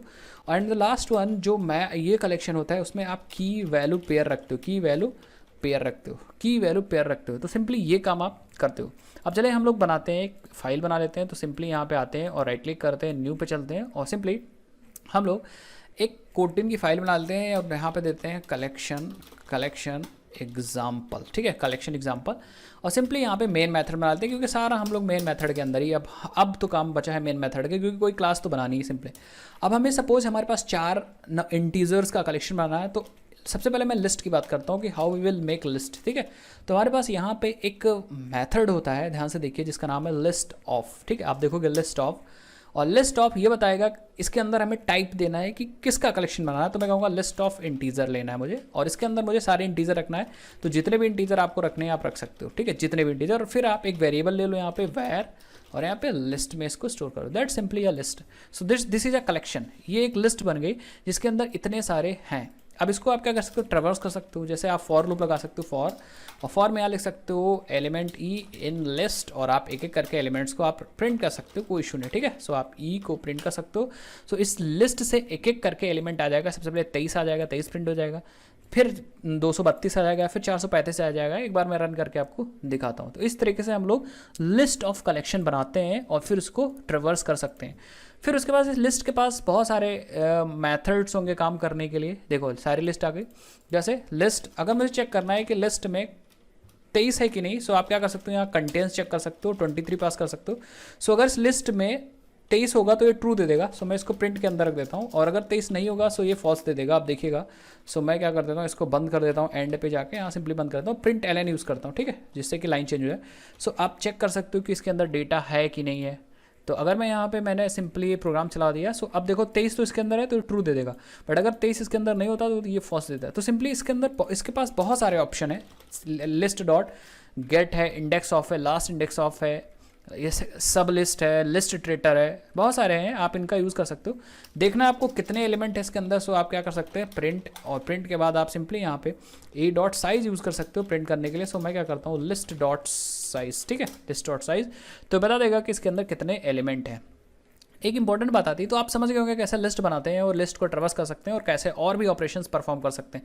इसमें जो एलिमेंट है वो 5 है, बट ध्यान से देखिए जो आपने लिस्ट बनाया है वो इम्यूटेबल लिस्ट है, इम्यूटेबल लिस्ट मतलब कैनॉट चेंज, कांट चेंज लिख देते हैं, कैनॉट चेंज। दैट मीन्स ये लिस्ट एक बार बन गई, उसके अंदर एलिमेंट्स जो है फिक्स हो गए। अगर हमको नया एलिमेंट ऐड करना है, सो आप देखोगे यहाँ पे लिस्ट ऐड करोगे, सो ऐड का कोई मेथड ही नहीं है इसमें, ऐड का कोई मेथड नहीं। सो अगर एक बार एलिमेंट बन जाए, हम उसको बाद में भी चेंज करना चाह रहे हैं, कुछ और एलिमेंट ऐड करना चाहते हैं, so we have to create a mutable list. So हमें म्यूटेबल लिस्ट बनानी होगी जिससे हम चेंज भी कर पाएँ। सो म्यूटेबल, ये तो बेसिकली इम्यूटेबल लिस्ट के लिए, एक बार बना दिया तो चेंज नहीं होगा। सो अगर आपको म्यूटेबल लिस्ट बनानी है, सो आपको यहाँ लिखना होगा म्यूटेबल लिस्ट ऑफ, देखो म्यूटेबल लिस्ट ऑफ, और फिर से मैं कहूँगा इस बार मैं फिर से इंटीजर लूँगा और इसके अंदर वेरिएबल्स फिर से रख दूंगा, ऐसे करके वेरिएबल जितने मर्जी उतने आप रख सकते हो। सो आप इस बार जो लिस्ट बनेगी लिस्ट 1, वो आपकी म्यूटेबल लिस्ट है। दैट मीन इसके अंदर हम एलिमेंट्स ऐड भी कर सकते हैं। जैसे फॉर एग्जांपल अगर मैं इसको प्रिंट करूँ, सो आप देखिए मैं लिस्ट 1 को पहले प्रिंट करता हूँ, ठीक है, लिस्ट 1 को प्रिंट करता हूँ, देखता हूँ अगर रन करूँगा तो देखते हैं सारे एलिमेंट्स आएंगे कि ये ऑब्जेक्ट आ जाएगा। सिंपली देखोगे तो सिंपली लिस्ट 1, ये देखिए इतने सारे एलिमेंट लिस्ट 1 है, बट ये लिस्ट 1 जो है वो म्यूटेबल है, क्योंकि हम लोगों ने इसको कैसे बनाया है, ध्यान से देखिएगा, इसको हम लोगों ने बनाया है इस वाले फंक्शन से, म्यूटेबल लिस्ट ऑफ। सो हम लोग क्या कर सकते हैं, एक एलिमेंट और ऐड कर सकते हैं बाद में। हम लोग लिख सकते हैं लिस्ट 1 डॉट ऐड, और देखोगे ऐड लास्ट एलिमेंट 99 ऐड कर देता हूँ। तो अगर अब इसके बाद प्रिंट करोगे लिस्ट 1 को, सो आप देखोगे यहाँ पे लिस्ट 1 प्रिंट कर दोगे तो आप देखोगे एक एलिमेंट ऐड हो जाएगा सिंपली। बाकी सारे काम एग्जैक्टली सेम ऑपरेशन परफॉर्म कर सकते हो, कोई इशू नहीं। देखोगे ये देखिए 99 पे। सो बस आपको याद रखना है कि सिंपल लिस्ट बनानी है जो कि चेंज ना हो बाद में, तो लिस्ट ऑफ यूज़ करना है, ये इम्यूटेबल लिस्ट बनाएगा। उसको ट्रेवर्स कर सकते हो, फिर उसके बाद कंटेंट्स वगैरह चेक कर सकते हो, उसके बाद जो मेथड है वो यूज़ कर सकते हो। बट अगर आपको म्यूटेबल लिस्ट बनानी है, बाद में भी चेंजेस करने हैं, सो आप mutable list of method use कर सकते हो, दैट्स इट। बट ये ऑर्डर मेंटेन है। देखो आपने 23-14 पहले डाला था, फिर 23-52-45, फिर 245, फिर 245। अब ध्यान से देखिएगा 245 डुप्लीकेट भी अलाउड है, एंड लास्ट ऑर्डर भी maintain, that be list. But आप चाहते हो ऑर्डर मेंटेन ना रहे, so you have to use set बनाने के लिए एग्जैक्टली वही तरीका। आप लिखोगे सेट ऑफ और यहाँ पे दे दोगे भैया इंटीजर, या आप डबल का सेट बना दो, कोई दिक्कत नहीं। डबल में आप डबल की वैल्यूज़ दे दो, पॉइंट की वैल्यूज़। सो मैं यहाँ पे पॉइंट की वैल्यूज़ दे देता हूँ, कोई भी ऐसा ही नंबर लिख रहा हूँ रैंडम, ठीक है रैंडम, ठीक है। और सिंपली आप यहाँ पे सेट्स ले सकते हो, कोई दिक्कत नहीं। और इसमें आप वेर लिख सकते हो। बाद में अगर आप प्रिंट करते हो तो आप देखोगे यहाँ पे सेट्स। तो आप अगर रन करते हो तो ये फिर से, क्योंकि आपने डायरेक्ट सेट ऑफ यूज़ किया है, सो ये जो बनाया है उसने बनाया इम्यूटेबल सेट। सो आप देखोगे एक 12-34 आया सबसे पहले, 12-34, फिर 23-42-3, ठीक है, फिर 23-42-2, ठीक। अभी तो ऑर्डर आया है सेम, बट अगर मैं यहाँ पे डालूँ 1, ठीक है, और 1.0, सो आप अगर रन करता हूँ, सो हालांकि ऑर्डर ये अनऑर्डर्ड कलेक्शन है तो ऑर्डर मेंटेन नहीं रहता। बाई चांस ऐसा हो गया बट ऑर्डर मेंटेन नहीं रहता। This is unordered collection, set is unordered collection, ठीक है। सो ये चीज़ आप याद रखोगे। अगर आपको म्यूटेबल सेट बनाना है, सो आप यहाँ पे यूज़ करोगे म्यूटेबल सेट ऑफ। सो अगर आपको म्यूटेबल सेट बनाना है, म्यूटेबल, सो आप क्या करोगे, यूज़ करोगे म्यूटेबल सेट ऑफ। और इस केस में आपका म्यूटेबल सेट बनेगा। सो अगर आप स्ट्रिंग का सेट बनाना चाह रहे हो, सो आप स्ट्रिंग का बना सकते हो, स्ट्रिंग। और अब आपको नाम से देने हैं, सपोज मैंने राम दे दिया, हाँ रवि दे दिया, कॉमा लगा के रवि दे दिया, फिर आपने यहाँ पे श्याम दे दिया, ठीक है, तो श्याम दे सकते हो। सो जावा के कंपैरिजन में काफ़ी अच्छी एपीआई है कोटलिन के, ठीक है। सो मैंने कहा नेम्स, अब मैं क्या करता हूँ, यहाँ पे प्रिंट करता हूँ नेम्स को। सो अब मैं यहाँ पे आके नेम्स को प्रिंट कर सकता हूँ। लूप भी लगा सकता था एग्जैक्टली जैसे मैंने लिस्ट के लिए लूप लगाया। सो ये बेसिकली म्यूटेबल सेट है, इसमें हम बाद में भी वैल्यूज़ को चेंज कर सकते हैं, भी मैं चेंज करके दिखाऊंगा, देखिएगा। सिंपली राम रवि श्याम, ठीक है। अब मैं चेंज बाद में कुछ और ऐड करता हूँ, मैं नेम्स डॉट ऐड कर सकता हूँ अपना नाम दुर्गेश, ठीक है, और फिर प्रिंट कर सकता हूँ। तो प्रिंट लिखूँगा और मैं यहाँ पे नेम्स को सिंपली प्रिंट कर सकता हूँ। तो अगर मैं फिर से रन करूँ तो आप देखोगे सिंपली फिर से यहाँ पे रन हो जाएगा। और इसके पास कुछ मेथड्स भी मिल जाएंगे काम करने के। सो आप देखोगे राम रवि श्याम दुर्गेश, ठीक है। नेक्स्ट अगर मैं बात करूँ मैप की, अच्छा सबसे पहले कंक्लूड कर देते हैं। सो अगर आपको म्यूटेबल सेट बनाना है, सो आप यूज़ करोगे म्यूटेबल सेट ऑफ, फिर टाइप लिखोगे। और अगर इम्यूटेबल सेट बनाना है तो आप लिखोगे सेट ऑफ, परफेक्ट है। बात करते हैं कि अब हम लोग सेट कैसे बनाएंगे। सो आपको लिखना होगा हैश सेट ऑफ, और सिंपली आपको की वैल्यू दोनों इसमें लिखनी है। सो आपको की बताना है, की जो होगी वो स्ट्रिंग होगी, और वैल्यू जो होगी इंटीजर। तो मैं बेसिकली नाम और उनके नंबर को स्टोर करना चाह रहा हूँ, तो आपको ऐसे लिखना है दुर्गेश, और उसकी एज, तो आप ऐसे लिखना है 2, और उसकी एज हमने लिखना है 24, परफेक्ट है, कॉमा लगा देना। फिर जैसे लिखना है उत्तम, और उत्तम की एज तो आपको लिखना है 2, और सिंपली 2 के बाद सिंपली आपको उसकी एज लिखना है 50, दैट्स इट। 2 वेरिएबल्स मैंने ले लिए।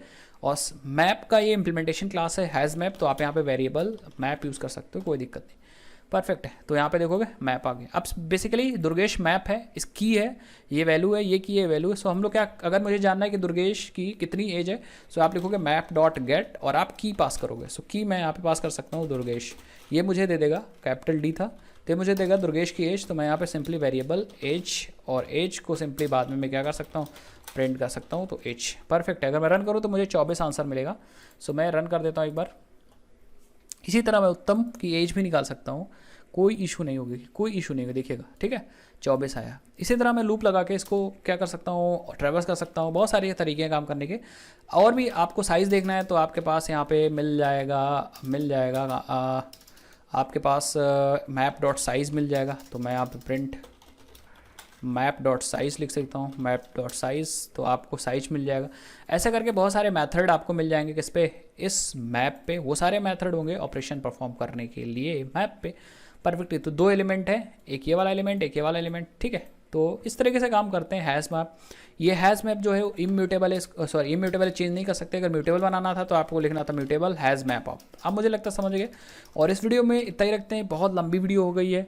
कुछ इंपॉर्टेंट कलेक्शंस मैंने बता दिए कैसे बनाने, कैसे ट्रैवर्स करने, उस पर ऑपरेशंस कैसे परफॉर्म करने। सो अभी तक आपने चैनल को सब्सक्राइब नहीं किया तो चैनल को सब्सक्राइब करिए। और अब इसकी सारी ट्यूटोरियल स्टेप बाय स्टेप चाहिए, फुल ट्यूटोरियल चाहिए कंप्लीट, तो आप मुझे कमेंट करके बताओ।